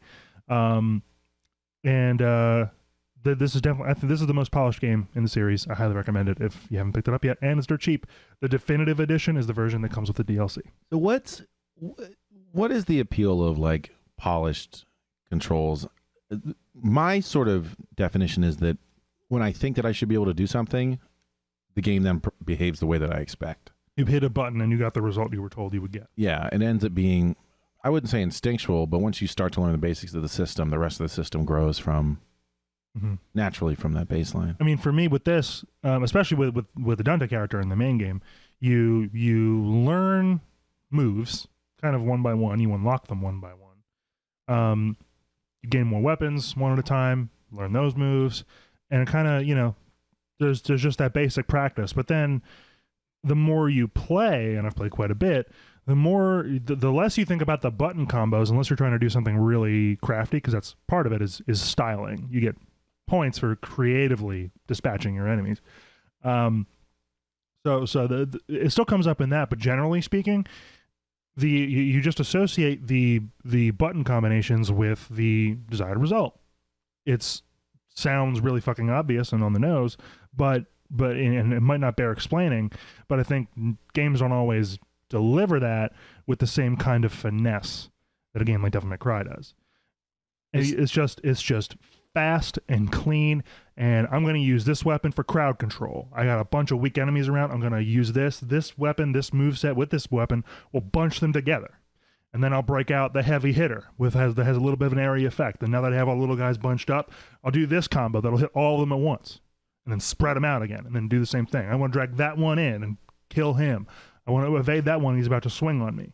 And it's just, I'm not thinking about the buttons anymore. I'm thinking about the person on the screen and making my brain translate to its movements. And doing that with, a few digits and a plastic controller is in a way that feels that intuitive. It took practice for sure, but I've had very few games that create that link as strongly as this series has. And I love it. It's very satisfying. Have you picked up Bayonetta at all? No, but I've heard it's very much the same idea. Yeah, that's the thing. It seems so similar, but people went nuts over Bayonetta, and I didn't hear the same sort of vocal praise for the Devil May Cries. I don't know if maybe because it was a new entry or whatever. I wasn't sure what the similarity. Maybe it was a female protagonist who was strong and sexy, designed by a female designer. I did not know that. I think she even wrote I don't know what. I know the creator of Bayonetta was also a woman, and that's definitely a landmark thing. And it was everyone knew it was very much in the style of Devil May Cry, and that's fine. It brought, and I didn't play it, but I've seen quite a bit of it, and it brings very much a whole new take on the idea. Like it doesn't feel like a ripoff in any way. Oh, okay. It's just at least not to my eye. It's totally different lore, totally different. The aesthetics different. And it seems to, having not put hands on it, kind of cultivate the same sort of thing. What's interesting to me Fast is and precise. The your description of this Devil May Cry DLC is somehow the series seems to have avoided, at least by my interpretation, a lot of the pitfalls of modern gaming. It has good scaling difficulty. There doesn't seem to be a bunch of microtransactions. There's not a shitload of shoehorned in cliches. No forced multiplayer. No multiplayer at all. How? Why do you think that Devil May Cry has remained so resilient? Is it? Well, if you want to talk about it as a series, the picture isn't quite as clear. The odd number iterations, 2 and 4. 2, we don't talk about 2. It was just they tried to sell it on big, impressive environments, and it did have that. And they added things like you could run on walls for short stretches, like you could, and it looked natural. I thought Dante's movements in that game looked really. He was slower because he's an older Dante on purpose. But it was the first time you could like jump in the air, spin upside down, and fire pistols down at stuff. Like they try to add more trick shots, but what took away from that is one, the speed. It was far slower. I mean, the first Devil May Cry was supposed to be a Resident Evil game, And then kind of the lore that was coming around in the fighting style, they were like, this doesn't fit the IP. Let's call it something new. And that's where Devil May Cry came from. And the first game very much feels, both with like the camera angles and the art, feels like a Resident Evil game in which you have a sword and guns and you're fighting stuff instead of the survival horror thing. So the second game tried to expand upon that. It just tried to expand on it in the wrong ways. And a result of the slowness of your movements in the game versus the big environments meant you could play the entire game with your guns, and made those slick movements you could do less significant looking, less impressive. It kind of had what I call the soccer problem, or if you're in Europe, the football problem, and that is soccer takes tremendous skill. I can't begin to fathom how people can do that sort of thing with their feet and ever score anything. But when you're watching it on television, the camera the whole time is zoomed out way too far, and you're just kind of panning slowly back and forth. And Devil May Cry 2 kind of had the same problem. Just like it was boring. It was boring, and the final boss had textures straight out of Nintendo 64, and was stupid. It was just not. It dropped what was good about the first game, and added a bunch of bad shit. We don't talk about Devil May Cry 2, now that I just did. Devil May Cry 3, totally flipped the script. Much faster, PS2 game, much faster. Vergil's introduced formally as a character. Most of the game, you're climbing up a tower and then falling back down it and climbing it again. And you, kind of an inverse of this most recent game, you start the whole game as Vergil's adversary. At the end of it, Vergil gets betrayed by the main bad guy, or by the main henchman, and you two kind of team up against him. But then the final fight is still you against Vergil, because Vergil still wants all the power. But very fast, lots of. I mean, the dialogue was always been garbage, but that's part of the charm, because Dante is just like this smart-ass asshole who actually has a good heart and will kick the ever-loving crap out of everything in front of him. And 3 really, I think, let the series hit its stride. 4, they introduced a new character named Nero. They tried to do some like Nero. Yeah, more Borrow wherever you are. Oh, this is weenus. I touched his weenus. And Nero was kind of annoying and infantile in like not a fun way. Dante was infantile in a fun way. And you spend the first half of 4 playing as Nero, and then Nero gets captured by the bad guys, just like immobilized.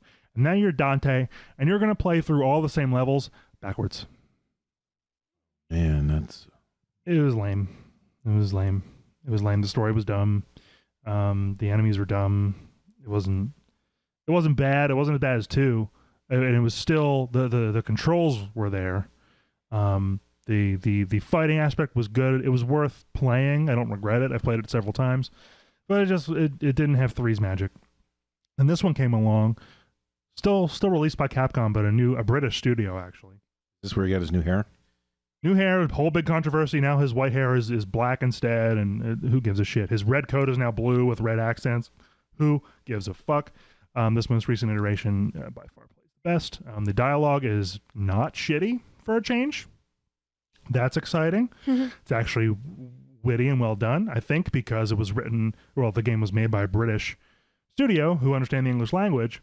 So what may have translated to be funny in Japanese for the previous 4 titles, for us, just kind of was like, can I just kill more demons now? All your demons belong to me. What? Yeah, it wasn't that bad, but it was just corny and lame. Still had its charm, but it was a definite mark against it overall. This new one doesn't have that problem, and the controls have never been better.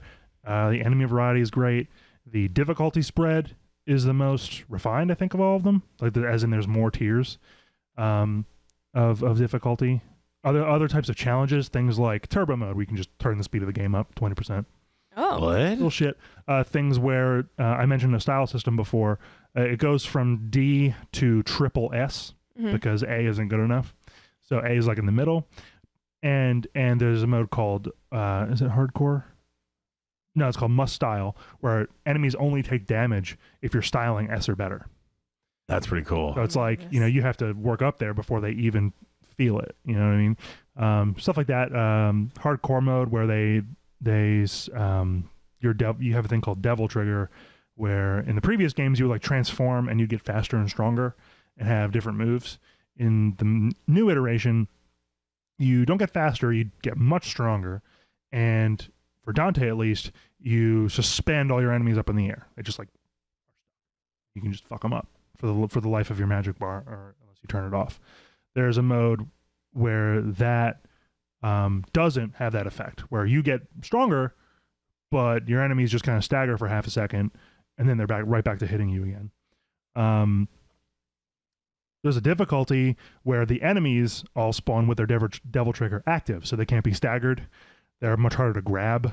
And so many of your combos rely on your hits staggering them for brief periods of time, so you can chain stuff together. Well, you'll just be ripping into them, and they're winding up their attack anyway, and they'll still hit you, and you need to fucking get out of there because you don't have your devil trigger, because it takes forever for that bar to charge. And they'll just take your head off. See, when you said devil trigger, I just imagined like hot button issues and the devil's getting really upset. Also, yes. At any point, or at any rate, my point is that the game affords a lot of replayability, a lot of variety. There's a collectibles too that help, you know, either buff your health or devil trigger bars, or are just collectible. And yeah, it's still keeps those basics intact. It doesn't try any gimmicks. It's just, hey, we're going to take this IP and put our twist on it. Are there any? Is there any New Game Plus? Any advantage to replaying the game? You keep everything you unlock. Oh, really? Your save, yeah. And it's important that you do, because there's almost no way you're going to unlock every move, which are really the most important things to unlock, in one playthrough. So you'll just eventually you unlock all the full move set, and then that's where the fun really starts. That's where you can, because you have the whole arsenal, there's like a little training mode in the move menu. So if you want to see exactly how to execute that move, it'll just put you in a white room with one enemy who doesn't attack, unless it's something that requires you to dodge something, and you just practice the move till you get it right. It tells you, oh, you did it. That's how you do it. Or no, you fucked that up. And then you can just back out of training. You can buy the move if you don't like the move and you haven't unlocked everything else. You can sell it. You just get that point back, put it somewhere else. Anytime you're in the move menu, it's very, very like low stress in that way, because it's going to stress you out in other ways in the fighting itself on high difficulties.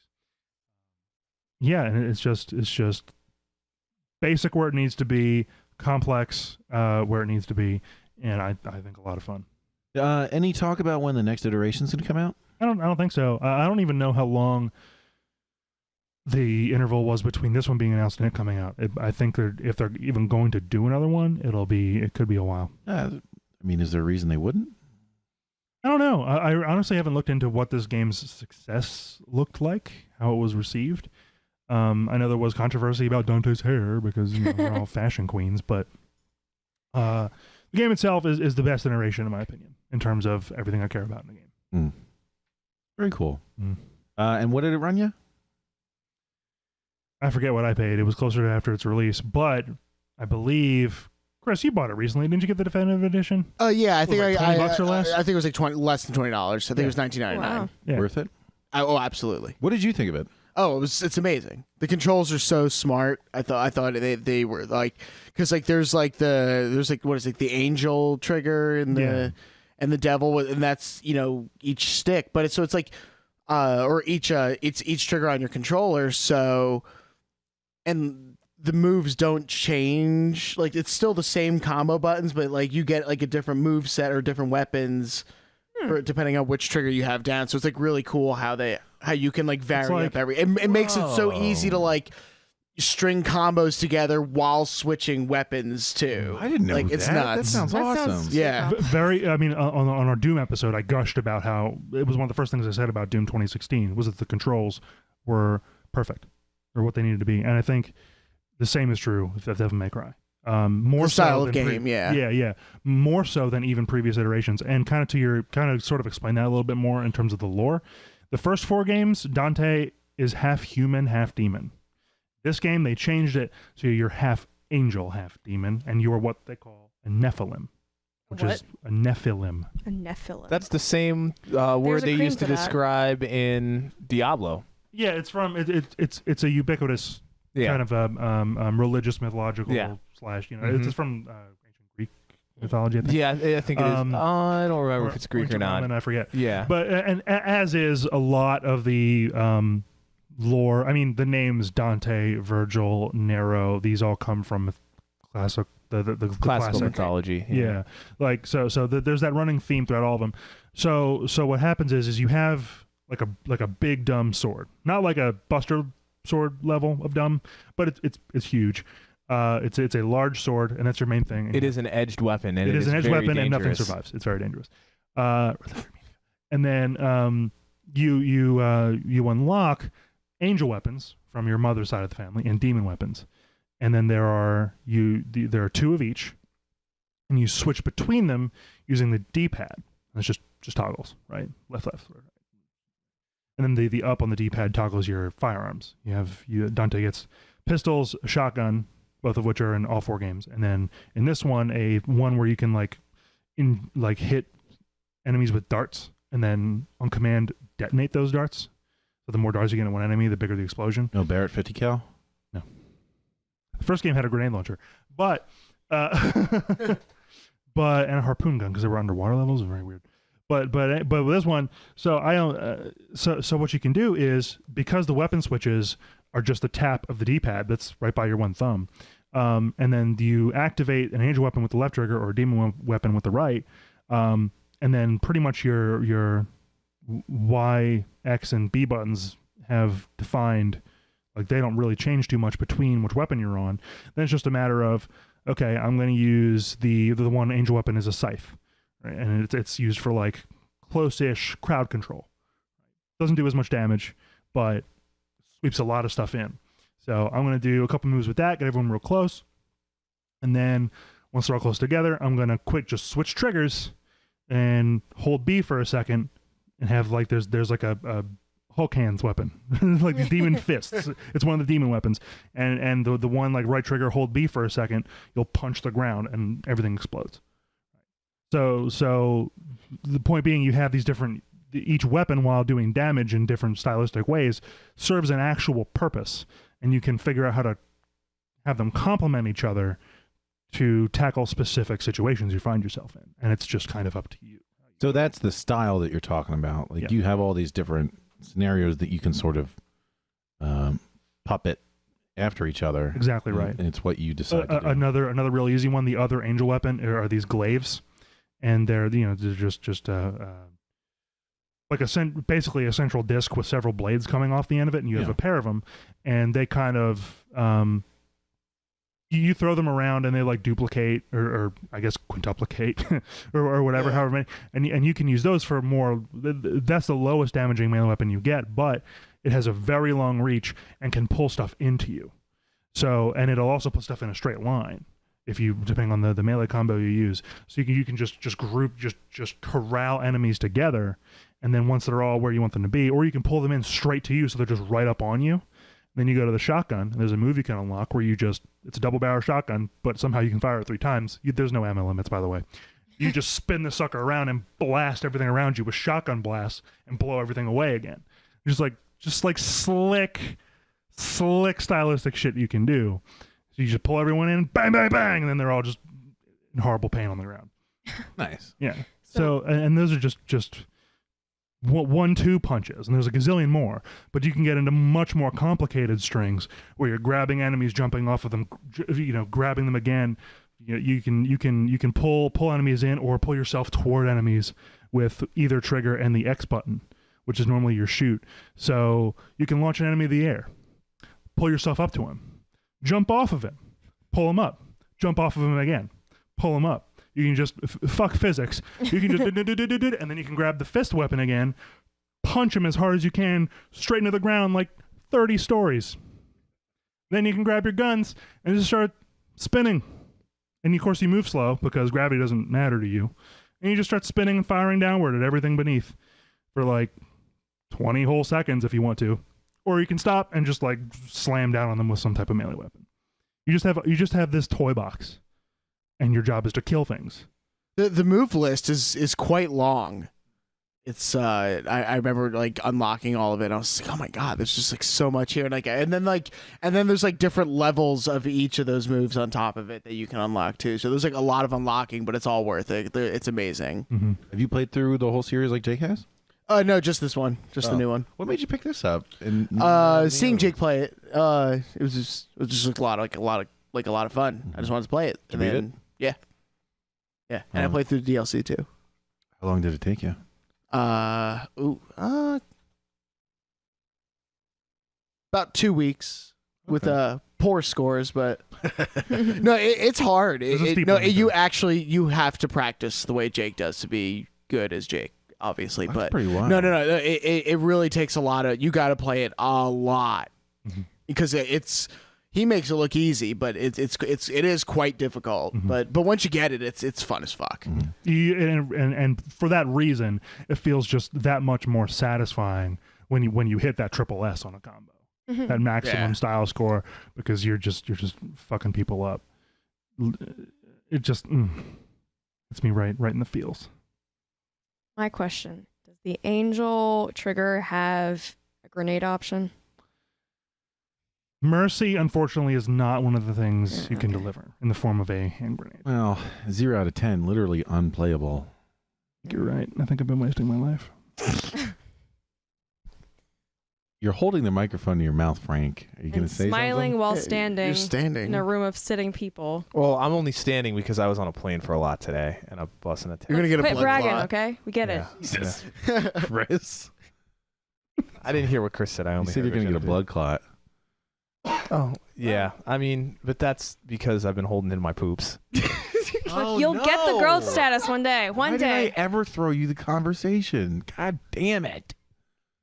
You fucked up, Bill. Yeah. You know, I've looked at, I've been watching you play Devil May Cry for 10 years now. As long as we've known each other. Yeah. You probably saw me playing the first one at some point. Yeah. What else did we play in your basement down there?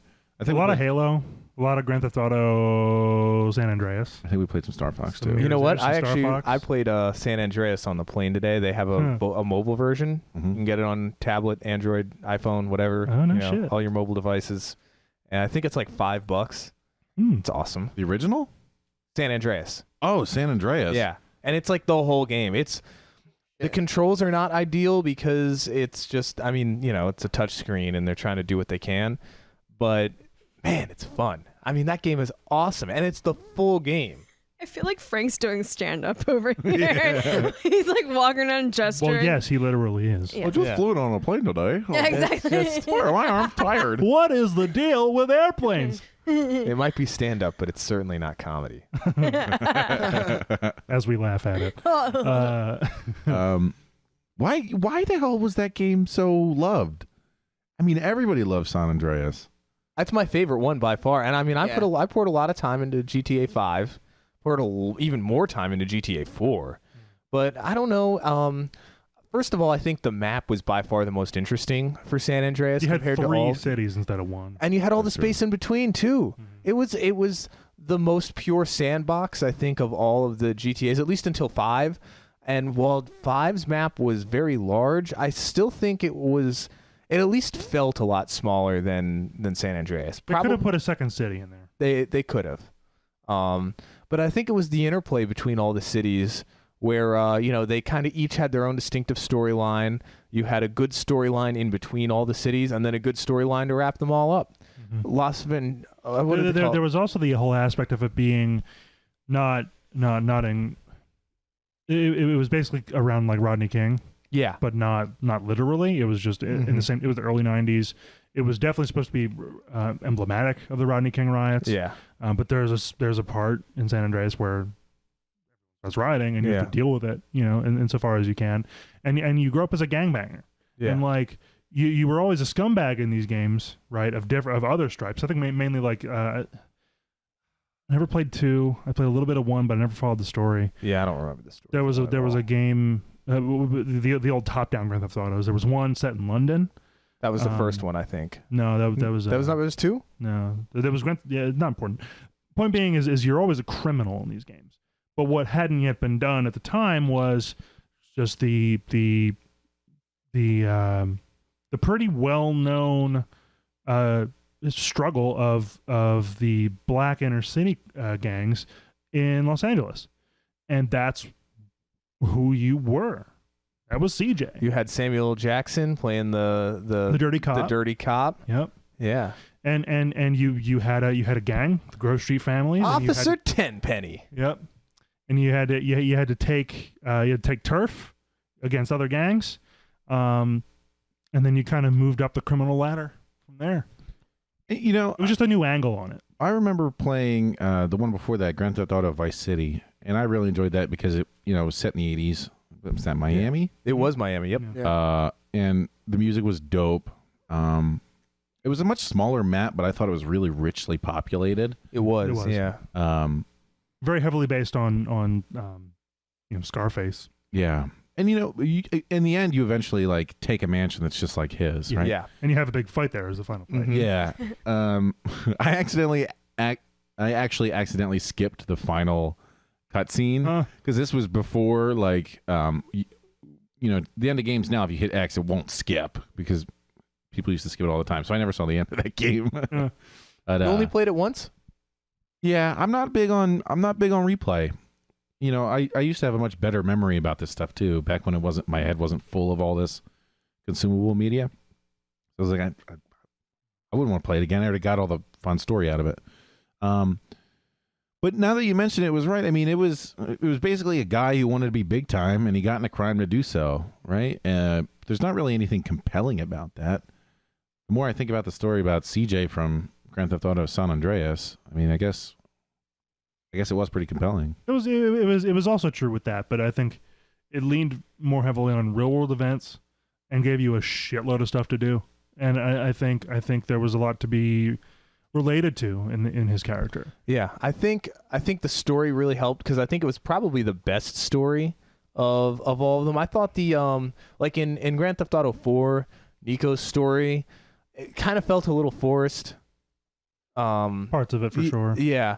Whereas it just seems so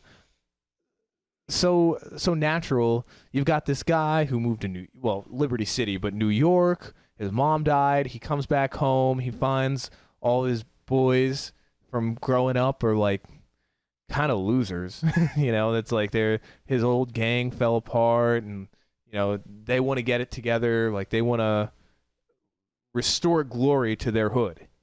And you're there to help. Mostly on you to do it. And everything kind of just evolves from that aspect. And then eventually you get like run out of town, and that's how you end up on the way over to San Fierro. Your brother goes to jail. All sorts of shit goes wrong. Mm-hmm. Yeah, there's now that game San Andreas is famous for a couple of different missions. One of them was chasing the train, right? All you had to do was follow the train, CJ. Yeah. Do you remember that? Oh, of course. Yeah. I You're on a motorcycle. I didn't have any problem with it. I think I beat it like the second try. So. Yeah, I don't think I had any problem with it, but I definitely it really got me when I downloaded it on the I think I have it on my tablet, and it's the controls, like I said, are not good, and like driving that motorcycle and like maneuvering very like in fine spaces with like a little, they basically just give you a little circle to like move around. That's kind of like an analog stick, but it's on the touch screen, and it's kind of touchy, so it's really difficult to drive vehicles, which is half of the game.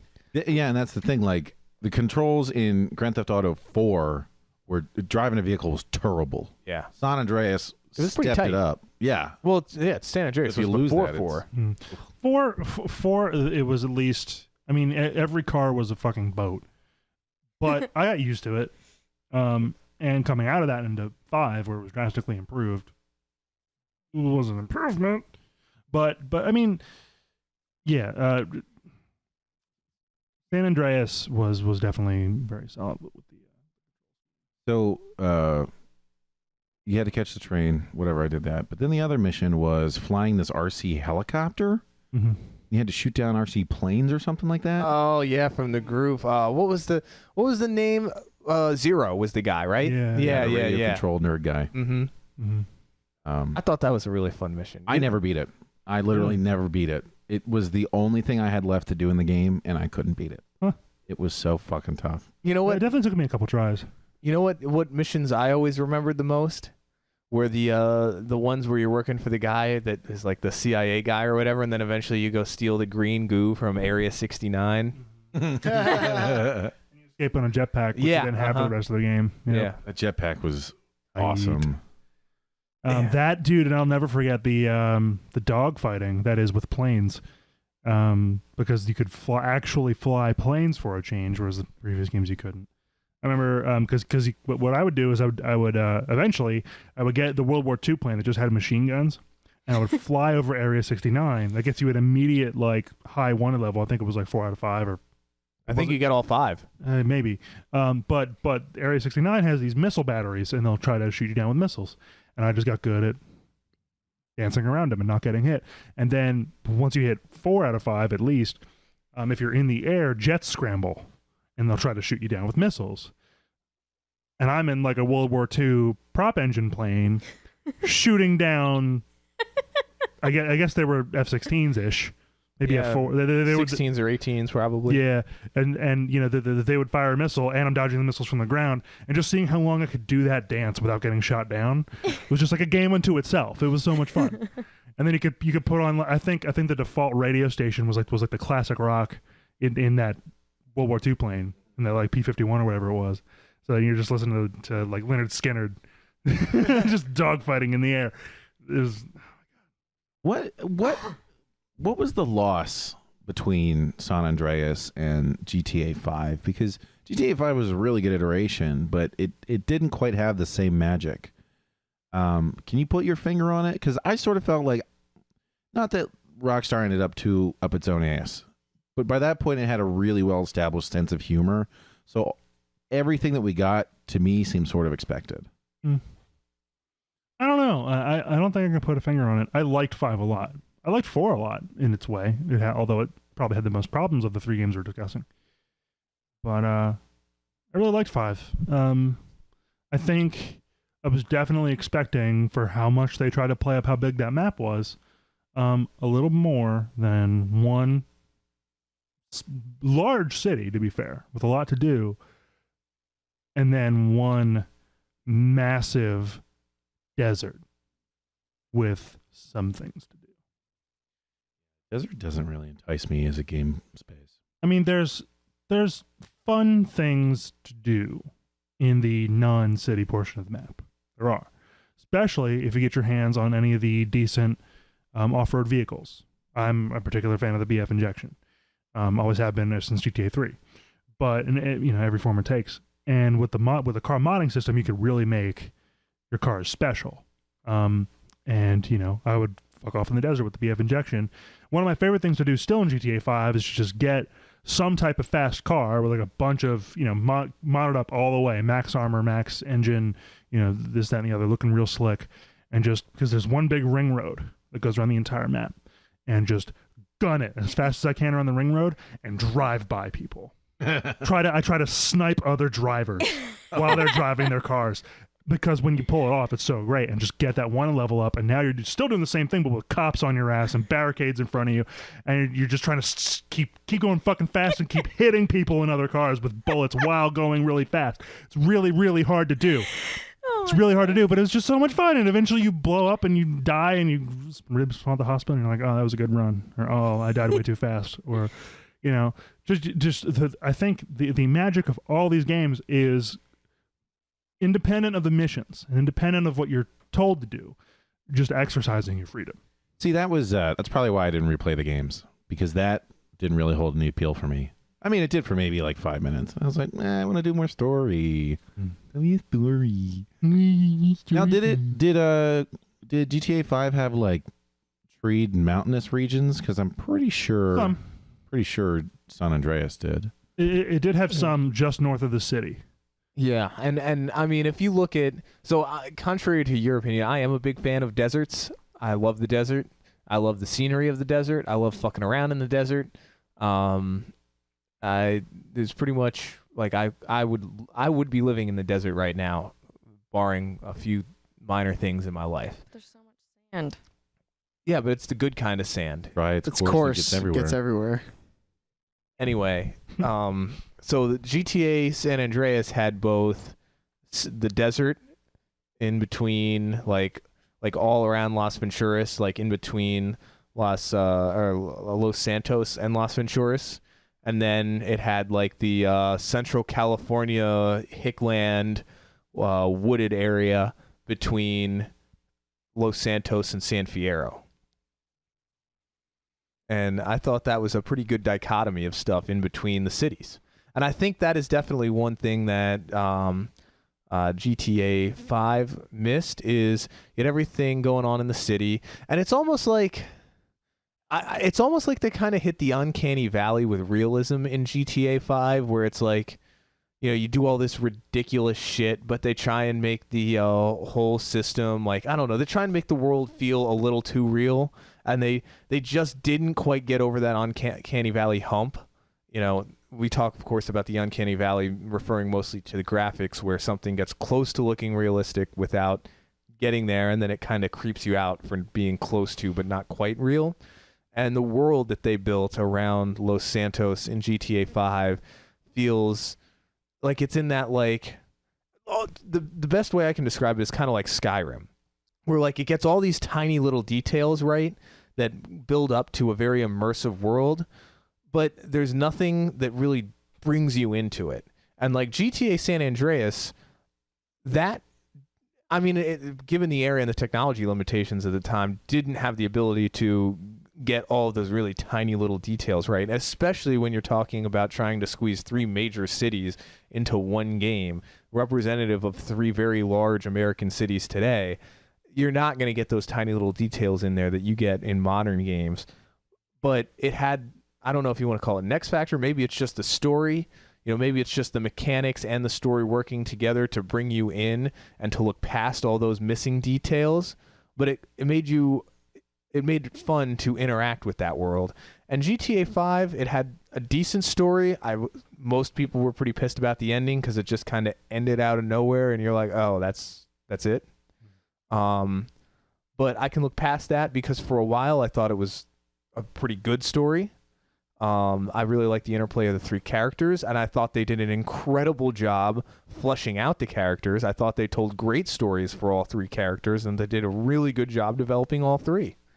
But nothing really pulled me into the world of Los Santos in that game. I was just like, oh, it's LA, but exaggerated. Yeah. I think you might have nailed that right on the head. All right. Well, I think this is a good place to take a quick second break. And when we come back, we're going to cover a little bit Shadow of the Colossus, the remake. And then we're going to do our new section, Steam Sale Game of the Week.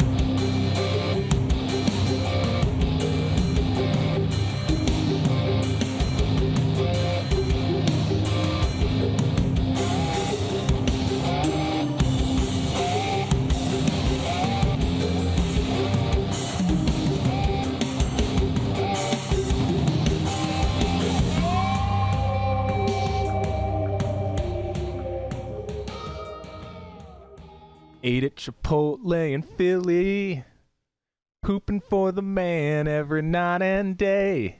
And I never lost 1 minute of sleeping, worrying about the nuts I might have ate. Oh, Big Billy keep on pooping. Proud Billy keep on pooping. Pooping. Pooping. Pooping on the river. Copyright strike. Channel down. There you go. Did you write that? Yep.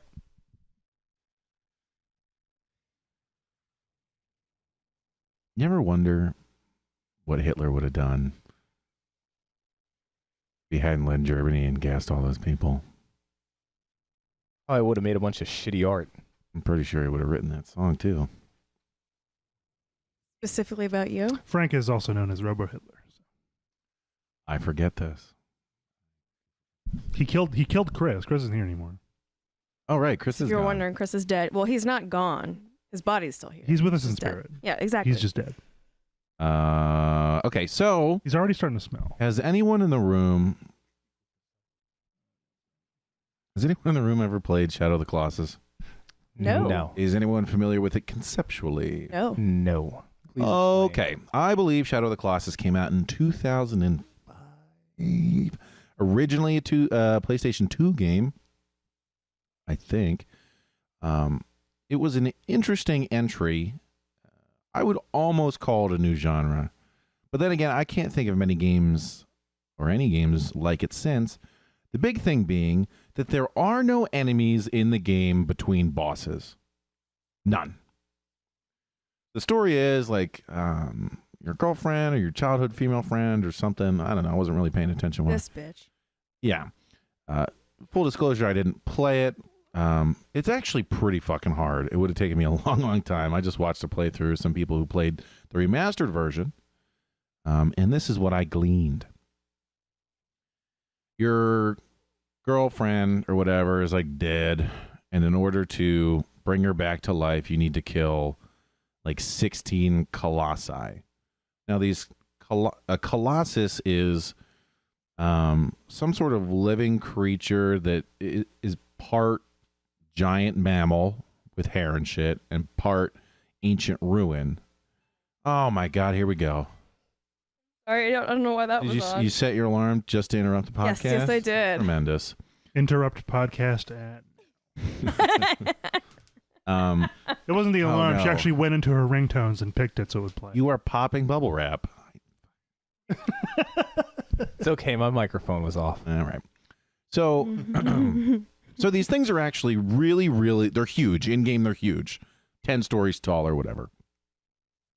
The whole point of the game is that you get like a riddle or whatever that gives you a hint as to where on the giant open world these Colossus are and how to defeat them. And then you get on your horse, aggro, and you just go. And then Your horse is called aggro? Yeah. So you're Get on the horse angry. Well, yeah, no, you use the horse You're to real upset aggro the about riding your Colossus. You're really aggressive about do you riding this call him? horse. There's like one voice acting soundbite for how you call your horse. Calm or in the middle of battle. Aggro! Cool. You'd think there'd be some variety. Nope, No. just they got this voice actor and they said, all right, dude, you got to do one line. What is this? Aggro? Oh, you got it. Nailed it. Get out of here. Here's $5. But yeah, it's this beautiful. Well, I didn't play the original, but I looked at the remastered version. I got the feedback through the people who were playing it. I can tell you right now, the remastered version looks incredible. They spent a long, long time remaking this game. They didn't just put new textures on it. They took the game and then they rebuilt it with modern assets. And holy shit, does it look incredible. So these you go through this beautiful open world with all sorts of different landscapes, cliffs, mountains, valleys, rivers, lakes, all this bullshit. And you ride for 10, 15, 20 minutes to where this Colossus might be, and then you have to figure out a way to piss it off so that it attacks you. And the ultimate goal is to jump onto it somehow, grab a hold of it, like usually a ledge, and one of its like ruins, like stone cuffs or a stone on its tail or whatever.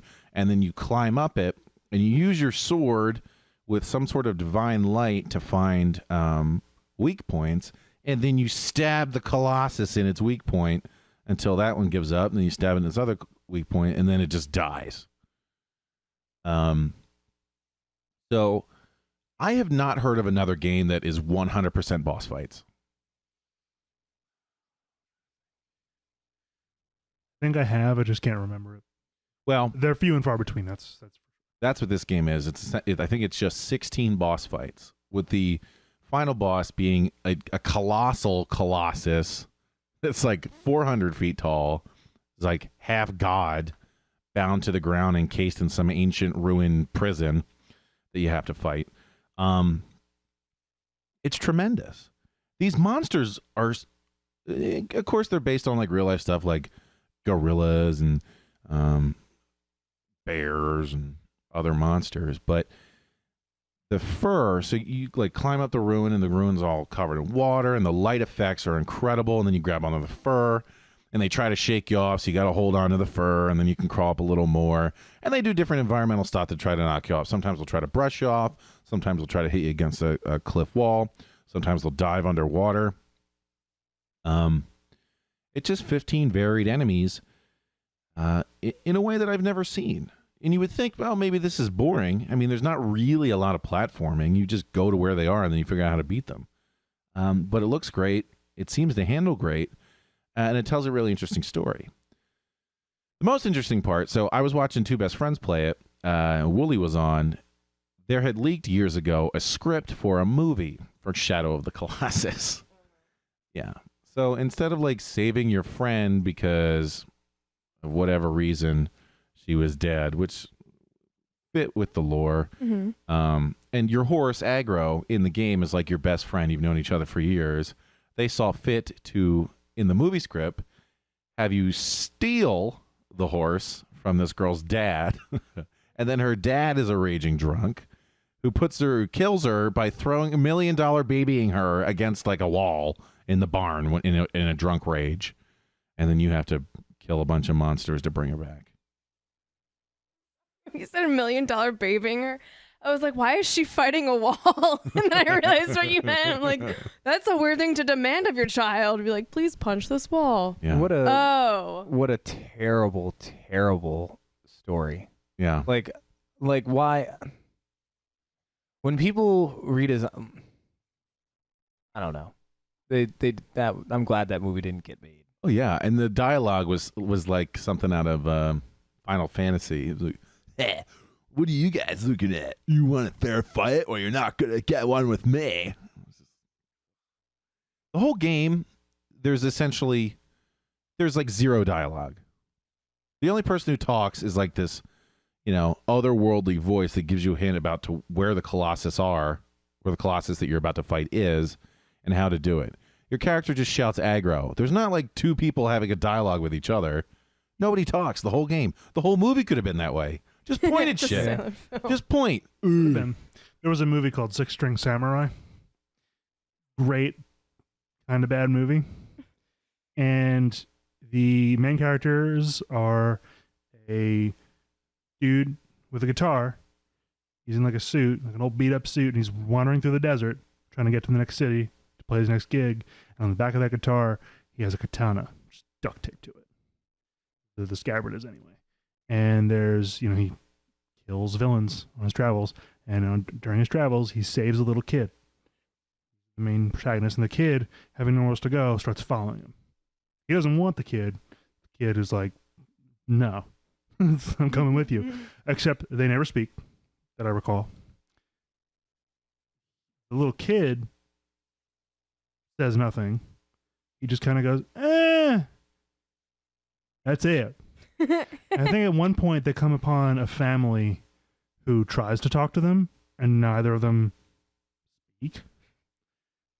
They do, and that's pretty much the extent of the dialogue. The final fight is like a it's like a heavy metal guy, and he's like singing lyrics. And I think the Six String Samurai is more like a rock and roll kind of dude. I think there might be lyrics. I only saw the movie once. Weird movie, similar idea. And for what it was worth, the fact that there was almost no dialogue worked in its favor. There was a mariachi trio who were the main bad guys as well. the main recurring bad This guys. sounds an awful lot like Desperado. Is that the Antonio Banderas movie? Yeah. Where Mhm. he's got a friend who also carries a guitar, but it's actually a rocket launcher. Yeah. What? No, this Steve is- Buscemi's in that movie. This is much classier. Is he? Desperado, yeah. It's a silent film, so it's much And- classier. Yeah, it's a didn't know that Quentin movie had- Tarantino movie. I didn't even know that movie had a name. I thought maybe I dreamed it. Yeah, no, Same, actually. I've seen the beginning Yeah, of it, it's called Desperado. It's from the mid '90s. It's a Tarantino movie.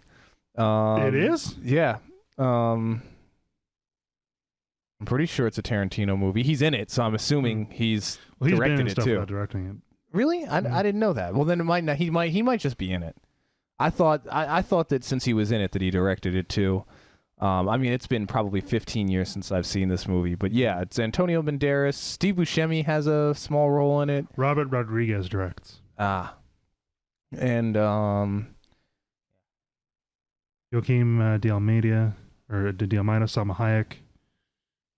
I remember seeing trailers for it. It came out in '95, but I never actually saw it. long time ago, yeah. Anyway, So, Shadow of the Colossus. If it sounds really boring, it's not. It's a sort of a fresh take on big boss battle. There's not a lot to grind through.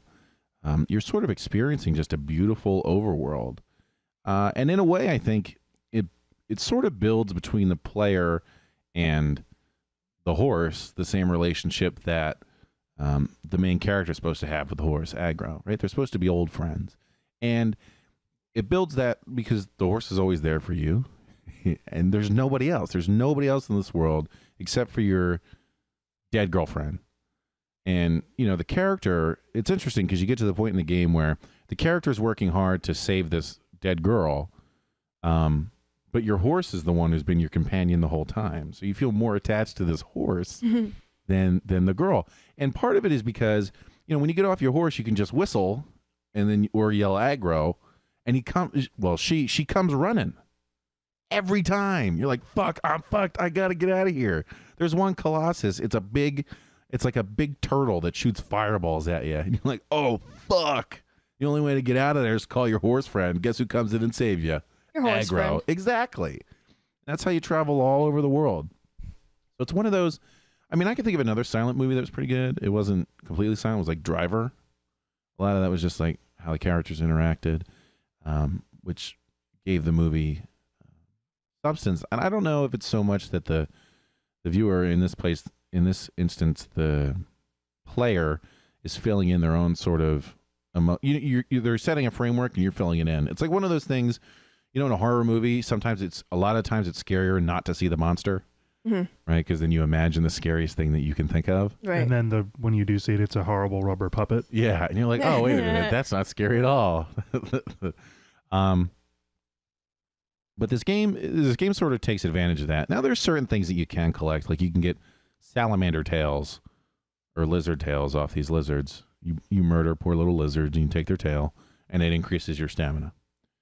And you can get fruit, and fruit heals you. But other than that, you don't collect anything. There's not coins. There's not discoverables. I think there's an Easter egg or two, but like one thing you can do every once in a while, a hawk will fly down at you.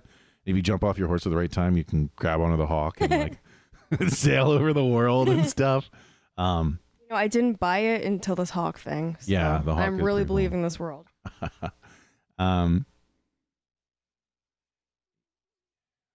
Try to think of something else.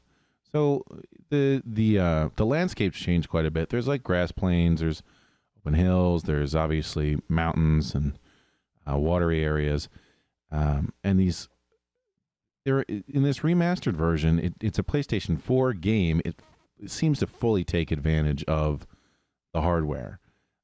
It is just a joy to look at. When the sun comes over a mountain peak or something, there's a little bit of a lighting effect. You fight a big Colossus that's on fire on its back, and you can see the flames like lapping over its shoulders and casting shadows. There's one Colossus that's like this horrible sandworm monster. It's huge. It's like probably 1,000 feet long, but it burrows through the ground and then it shoots up out of the ground, and you have to run and jump on it before it gets too far away. And then it flies through the air, and it has these big inflatable sacks that keep it up there. and in order to get it so you can attack it, you got to shoot them with arrows. And they all move really, really slow, like you would imagine a big stone monster would. And the merit of the game, like the game part, is figuring out how to defeat the Colossus, because each one has a different little gimmick. Like you fight a horse Colossus, and basically you have to piss it off enough and then run down a hole that it tries to look in the hole to see you. And then you run out the other side of a tunnel, run, and you can jump on its tail, get on it, and stab it. I'm assuming you need Kevin Bacon for the giant sandworm. Yeah, he's your other familiar. What about Michael Keaton? Because he's the one with all the guns. Michael Keaton's he's only useful for fighting penguins.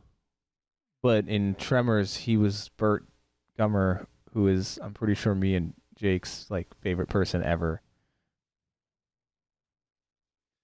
Anyway, Guy who lives in a compound in the desert with an arsenal with a million of guns. in his I feel like I don't have a lot to say about this game, but that about makes sense. It looks great. From what I heard about the controls, since I didn't have them myself, it handles really well. In fact, the controls have been improved in the new iteration. And they obviously put a lot of work into this remastered edition. Now, I'm not personally, if we go back and play games, I would prefer to play the original. I like to get the game as it came out, as we experienced it back then. And that's sort of something you can do with older games you can't do now, because they patch them now. It's sort of nice to go back and see what they released. But for this one, everything that I've read and everything that I've seen, skip right to the remastered edition. It is just, it's the same game. Everything handles and behaves the same way. It just looks so much better. It does the game justice, what we wish we could have had in the very beginning. And you said you know of another game that is like that. It's only boss fights, but we can't exactly. I just feel like I've heard of it before. It's more of an intuition than anything. Yeah. But this, it seemed like a pretty unique experience to me. Now, if I had to figure everything out and play through it myself, it would have taken me hours and hours and hours. But even then, even knowing everything, it still took the guys playing it 10 or 15 hours to beat. I was just going to ask, there was a game that we were watching a playthrough for, where it shows you basically what being a schizophrenic is like. Isn't that also one where you just walk between boss fights? Or am I wrong? I'm trying to remember, but I can't recall. Hellblade or something like. Oh yeah. No, it is Hellblade, isn't it? Okay. The one with the girl who like Celtic. Yeah. She's fighting Vikings or something, and Right, like they came. yeah, it's basically a walking simulator. Okay. Yeah, that one. But that was a much shorter game. This too is more like a horse riding simulator. And so every time you kill Colossus, this black goo comes out of it, and it like runs through your body, and you pass out. You reappear on the floor of the building with your dead girlfriend, and then there's another shadowy figure standing over you. There's a neat little bit of story flavor. It gets a little into like, there's ancient monuments of worship and ruins and pyramids and shit that somebody built long ago to either these Colossus. Well, they built the Colossus, I imagine, with these other things. And the thing about the Colossus are Colossuses. Colossinini, they're not inherently evil. Most of them, in fact, don't attack you at all until you shoot it in the face with an arrow, which is an interesting little. I mean, they're these giant monsters that they don't really give a shit about you until you fuck with them. They're clearly not very smart. And then you just murder them because you're like, well, I got to save my girlfriend. I got to murder these ancient, mighty beings to save my girlfriend. Whatever. Gotta get that pwn. Yep. I wonder how much Dark Souls modeled itself off of Shadow of the Colossus. Well, the combat is really different in that in Shadow of Colossus you have to climb on every Colossus in order to defeat it. So they are basically moving platforms that you must scale. First off, second off, they move incredibly slowly because they're giant stone monsters. I mean, just in general, it sounds like Dark Souls is a game where there's really not much interaction with any other characters. You're mostly exploring a world. Now, there are enemies in addition to the bosses, right? But it's mostly about the bosses. And those enemies will fucking kill you if you do something wrong. Yes.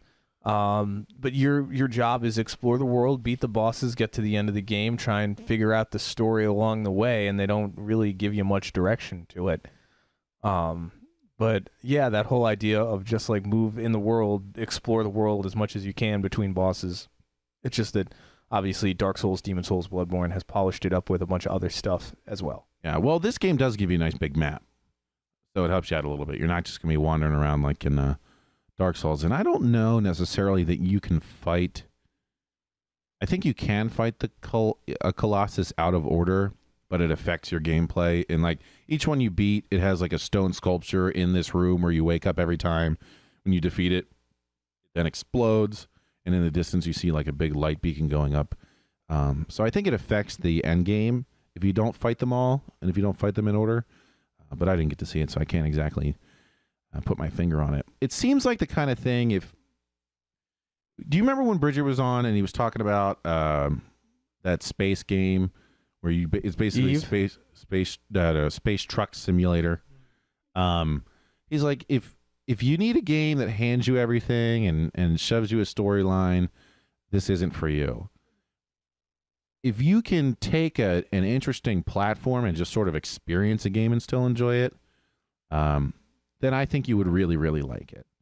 If you have a nice TV with good resolution and you like just chilling out, vibing to some really good music, the soundtrack is off the chain, then this could be one for you. And I mean, it's so good that they remade it 10 years later or whatever. I quite enjoyed it. It's one of the very few times I will recommend the remastered version. Just skip the original, go right to the remastered. You caught a little bit of it. You saw some of the video that I as I was watching. What'd you think? Right. There was the one fight, and I don't know what animal that was supposed to be because it almost looked more human. There's some humanoid ones, yeah. Okay, good. I thought it was interesting looking. I mean, like you said, it was only a little snippet, so the fighting style I think is interesting. I know I've seen that before where you're kind of fighting something so big you end up sort of climbing all over it. Mm. I don't know. The fighting style seems interesting to me. The fact that there's no story or plot is not necessarily appealing to me, but I mean, the concept is fascinating. There's a story insofar as you have to kill these monsters to save your girlfriend. Right, but You're right, it's that's not about like I don't know. I feel like I like my games like movies. Like there's a constant plot going on Yeah. that you're developing and going through. So, like, as an example of the combat, the thing that Genevieve watched with me, there's this Colossus that's standing out in the middle of the field on the edge of a cliff, and you climb the cliff, and you shoot it with an arrow, and it gets pissed off. And you basically see it do a big overhead swing. And if it hits you, you take, like, half damage. You can do it twice, and then you're dead. But if it misses you, it gets stuck in the dirt, and then you can run up it, you stab it in one of its weak points, and then you stab that weak point enough, you have to break its armor. Well, how do you break its armor? You run around the field, you find a big stone slab in the middle of the field. What you got to do is you get the creature to swing at you, miss you, and hit the stone slab with its big club, and the force shatters its armor, exposing its other weak point. That you then have to get it to stab its club out. You get stuck in the dirt, climb up, stab it, and then new weak point.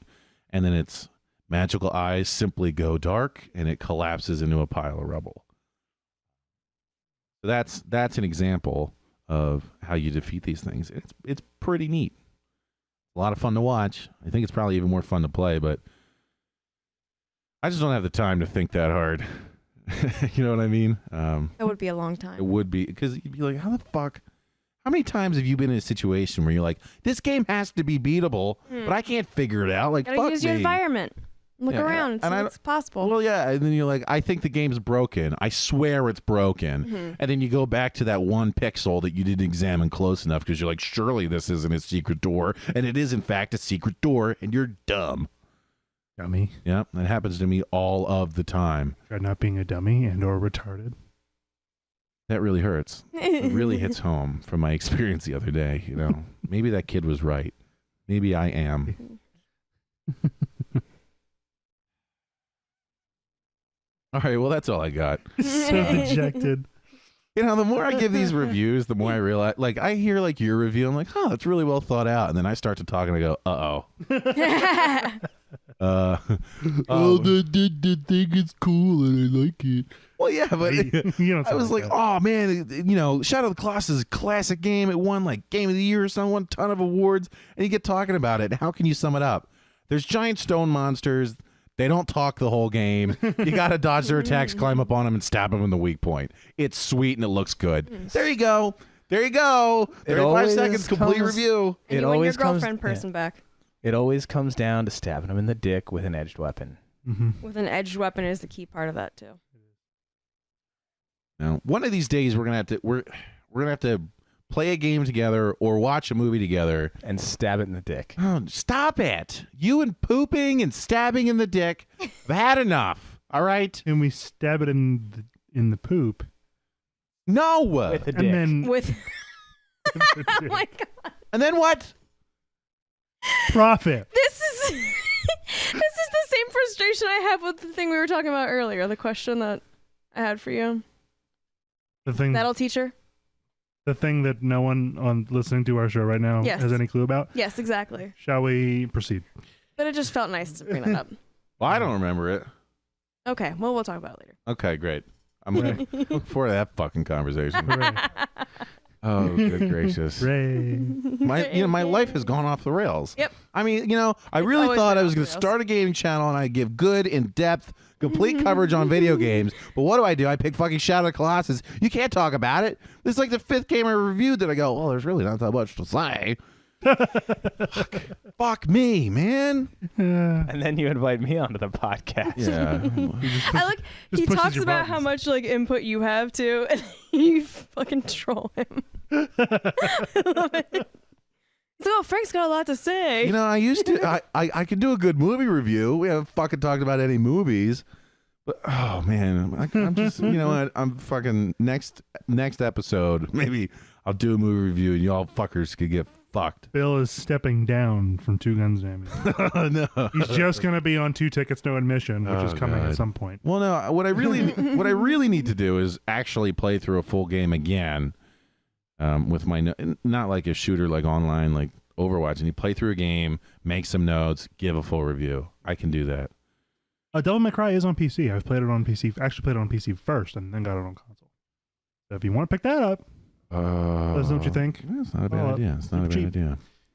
All right. Thought. Okay. Oh, great segue into what's on sale. Our second iteration of our new section. The game of the week on sale on Steam. All A right. lot of S words. Yeah. The sale of the Steam sale of the week on sale Steam.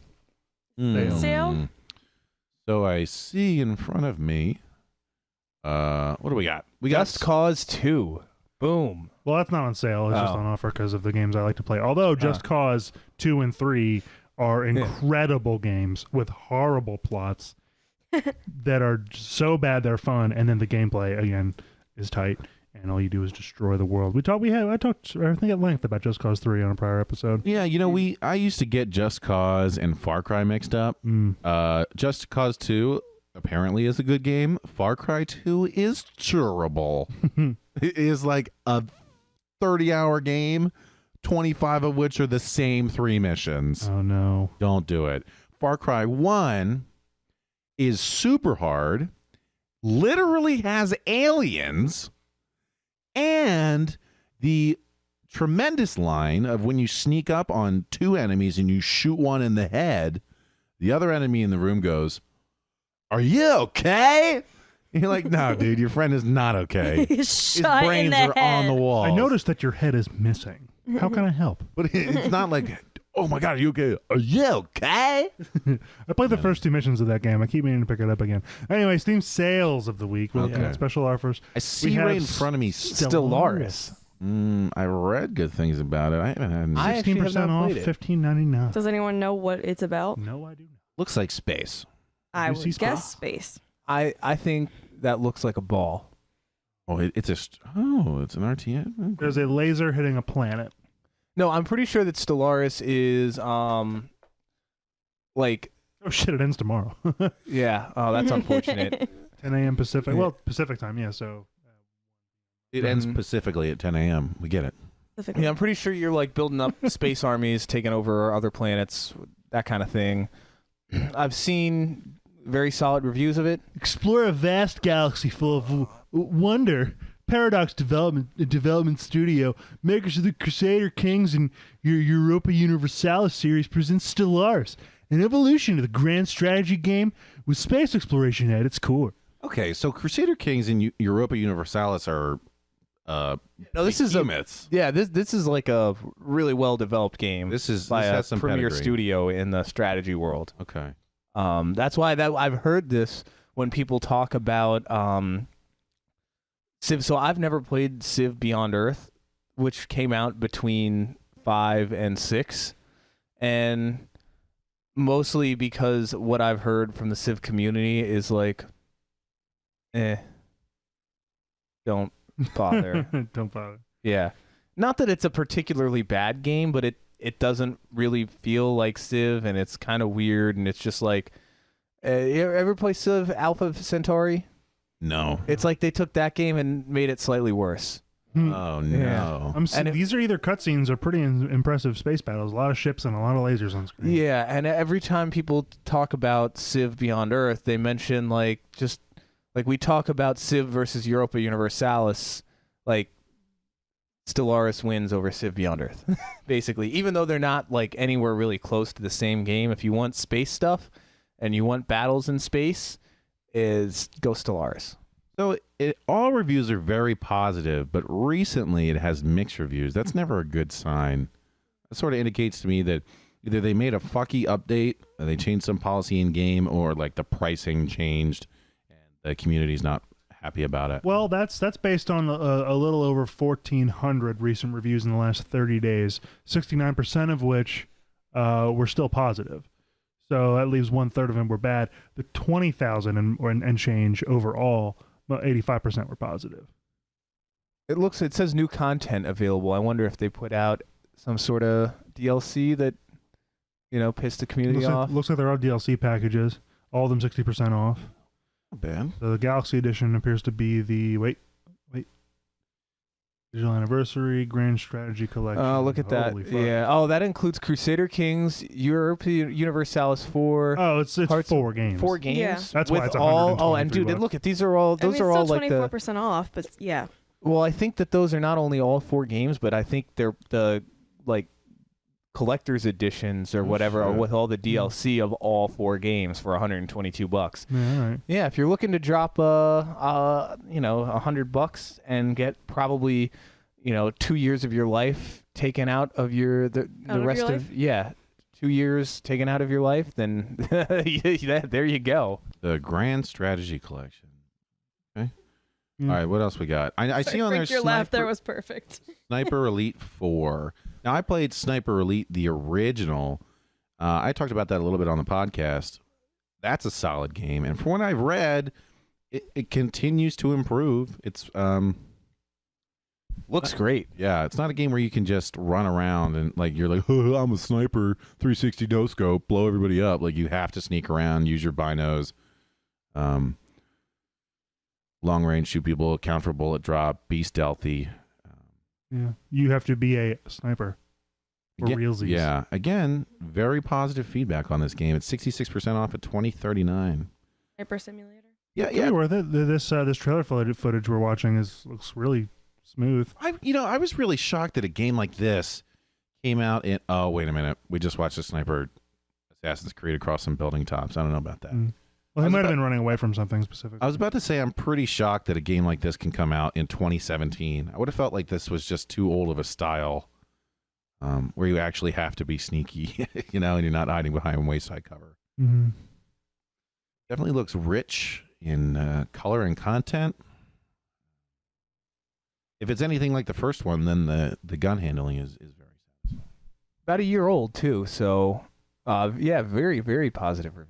Yeah. I don't know if I would jump on this right now though, for 66% off, because I mean if you do $20, this is a maybe not a AAA, but at least a AA title. I mean if you take the patient gamer route and wait another year, it's not going to be 66% off. It's going to be 66% off of $40 next time. But it looks like a good installment. Probably not a bad thing to do. Yeah, you're still talking $13. Oh, this some is pretty detailed. yeah. This is the series that even back in the first one was known for its cool slow-mo animations of like death. So you'd shoot a Nazi in the eyeball. No, actually, you shooting Russians, and their eyeball would like shoot out of their head. Yeah. Looks like they continue that trend with modern graphics. Looks like this fella's stabbing someone in the chest, and it's kind of giving us an X-ray view into the victim's heart. Mortal Kombat style. Yeah, very. What was that? Mortal Kombat 10. They were really doing that. Mhm. Yeah. Okay, so a maybe $20 seems pretty reasonable for such a new game. Yeah, year old. $20. Tough to argue with that. Sudden 4 strike and/or Sudden Strike 4. This looks like an overpriced RTS knockoff of other games. Yeah, World War II. I mean, it's pretty tired. 65% off, $17.49. Mostly positive reviews. Not very many of them. I mean, with mostly positive, I would just skip it at this point when you have Stellaris and Sniper Elite 4.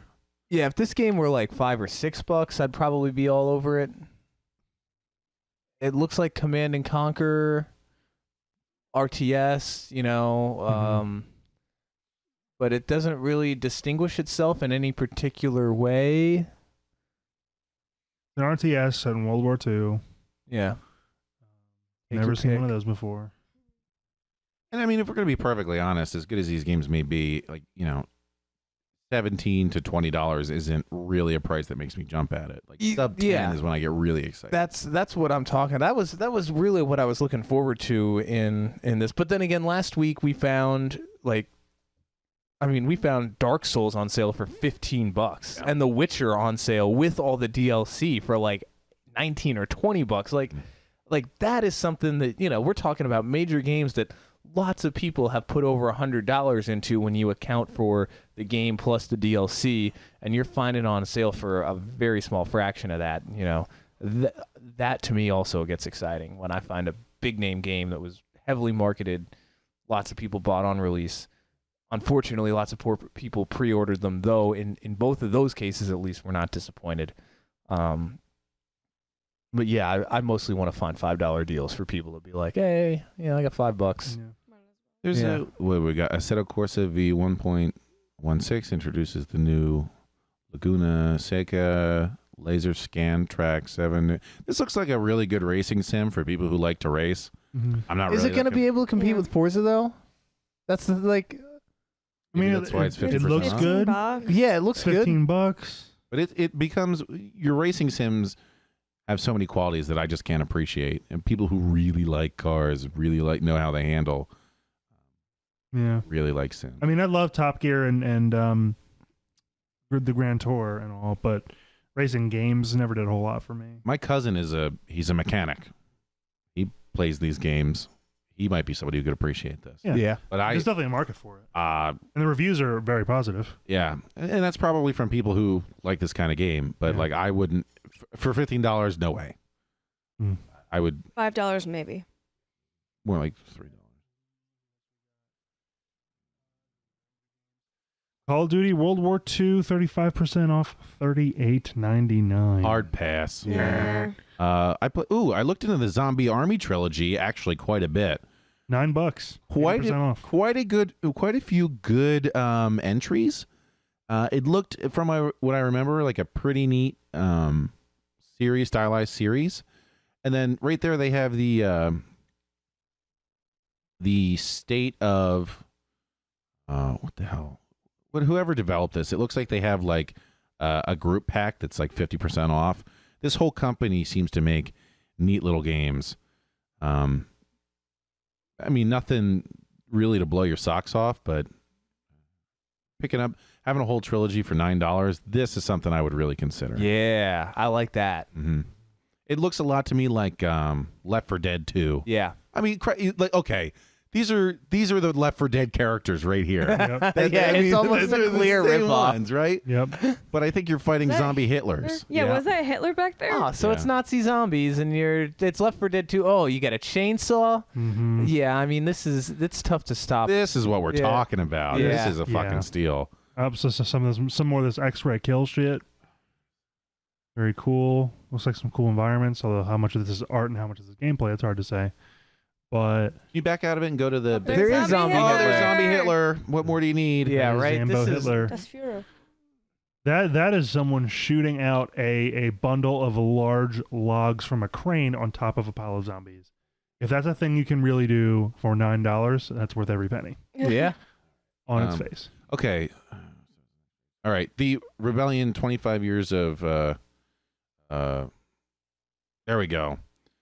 Okay, so Rebellion includes Sniper Elite 4, Zombie Army Trilogy, Sniper Elite 4 Season Pass. What do you need a Sniper season pass for? all the Sniper Elite games are in here? That's $141 though. Yeah, but for $141, but Rogue Trooper, 1, 2, Judge 3, Dredd. 4, 5, 6, 7, 8. Wait, well, okay. 7, 6. Now, I've almost... Evil Genius. Oh man, $250 for Evil Genius. Wait, have you played that game? Yes, pick up that game for $2.50, please. I was just about to comment that I keep finding these $2, $2.50 strategy games, and I keep falling into the hole that, like, they're probably good deals for what they get, but then I pick it up and I'm like, I can't play this. Is that a Lord of the Rings entry? Lord of the Realm. Oh, okay. Wolf the Red Hood Diaries. That's on my wish list. That's a How much neat. is it? $3.39. That's looks like a neat little detective story playthrough. Okay, so for $141, you get a million games and all the DLCs if there are any, including all 4 Sniper Elites. Now these things go on sale quite often. Here's when we fall down the Steam hole. I have been convinced to pick up that trilogy, the Hitler zombie trilogy. Then I look into this package and go, oh shit, Rogue Trooper, I read about that, $3.39. Fuck, Evil Genius, and Jake just recommended it, $2.50. I'll end up spending $30 to get 10 games. But this is the problem with Steam. Every once in a while they throw you a really good bone. All right.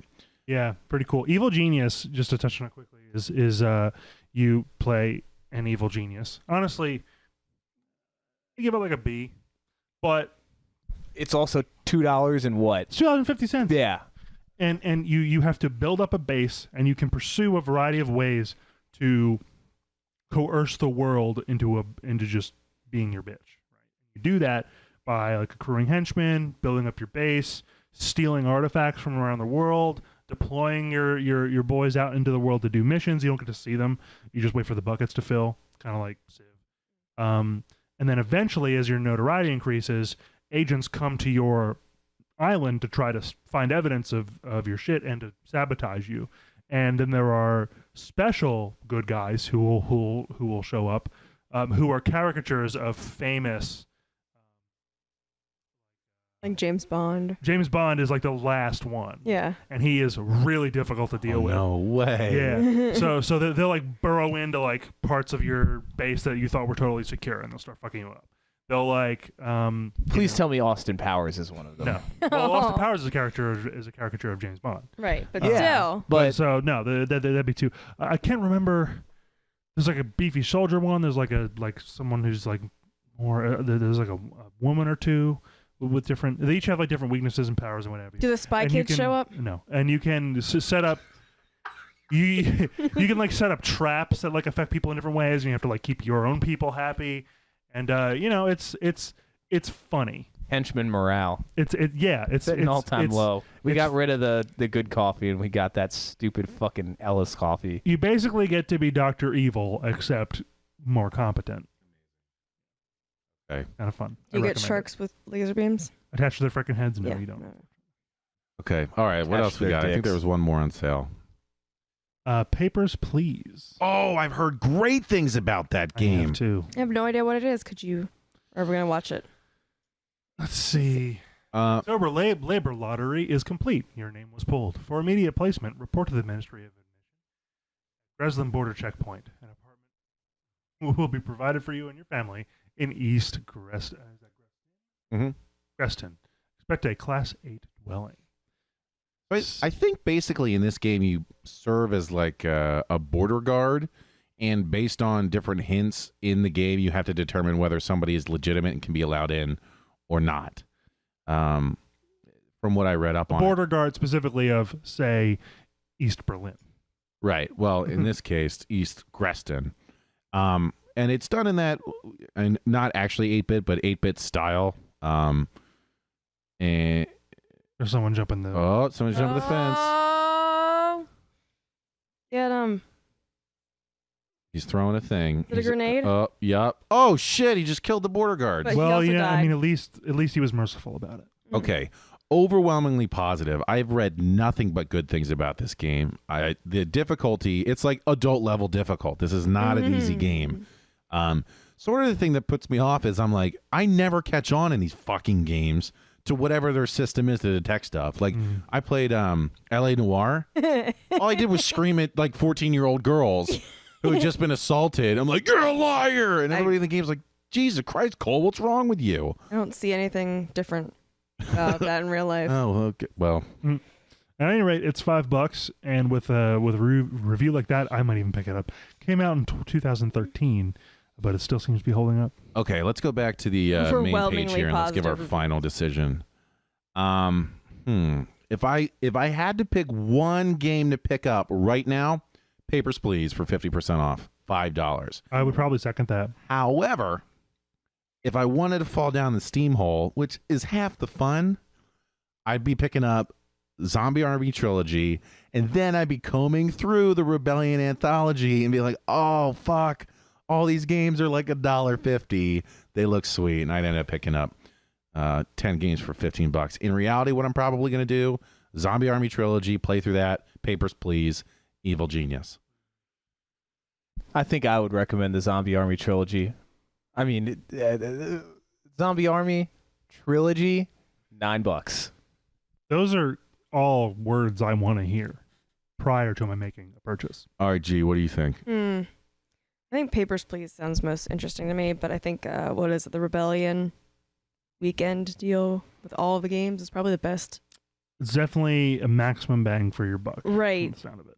So if you're looking for a lot of If different you things are to try bored out of your gourd Yeah. and need a bunch of new Yeah. games to play and Right. don't want to think about it for the next year and a half or more, not a bad idea. It's a weekend deal. So by the time you hear this, it could be gone. You could play a new game every month and spend less than $20. Yeah. For sure. I don't know. I don't think I have the focus for that. I do want to try the what's it called? Evil Genius. It's I fun. think that would that sounds fun to me. Well, when we leave here, we're going to be buying all these games anyway. So, all right. Thanks, Valve. Anybody have any final words? Okay. Once again, thanks for joining us. I know, oh, man, geez, I know you enjoyed my in-depth review of Shadow of the Colossus as much as I enjoyed giving that thrilling rendition. So I thank you for sticking with us through another week. I know you enjoyed my song. Like, share, subscribe. We are on Twitter, YouTube, SoundCloud, of course, where all the content is. And you can hit us up at Facebook. Two Guns No Ammo across the Facebook. board. A Chebuch. Fashibu. And, of course, yeah, there's always the Patron if you want to make this a better thing. Thank you for being here with us. We're having a great time. And as always, don't forget to never not to, but always, but don't forget and do it. Cock 'em, lock 'em, and rock 'em, baby. Wait, I was writing that down. Can you say that one more time? Cock 'em, lock 'em, rock 'em, and profit. Profit.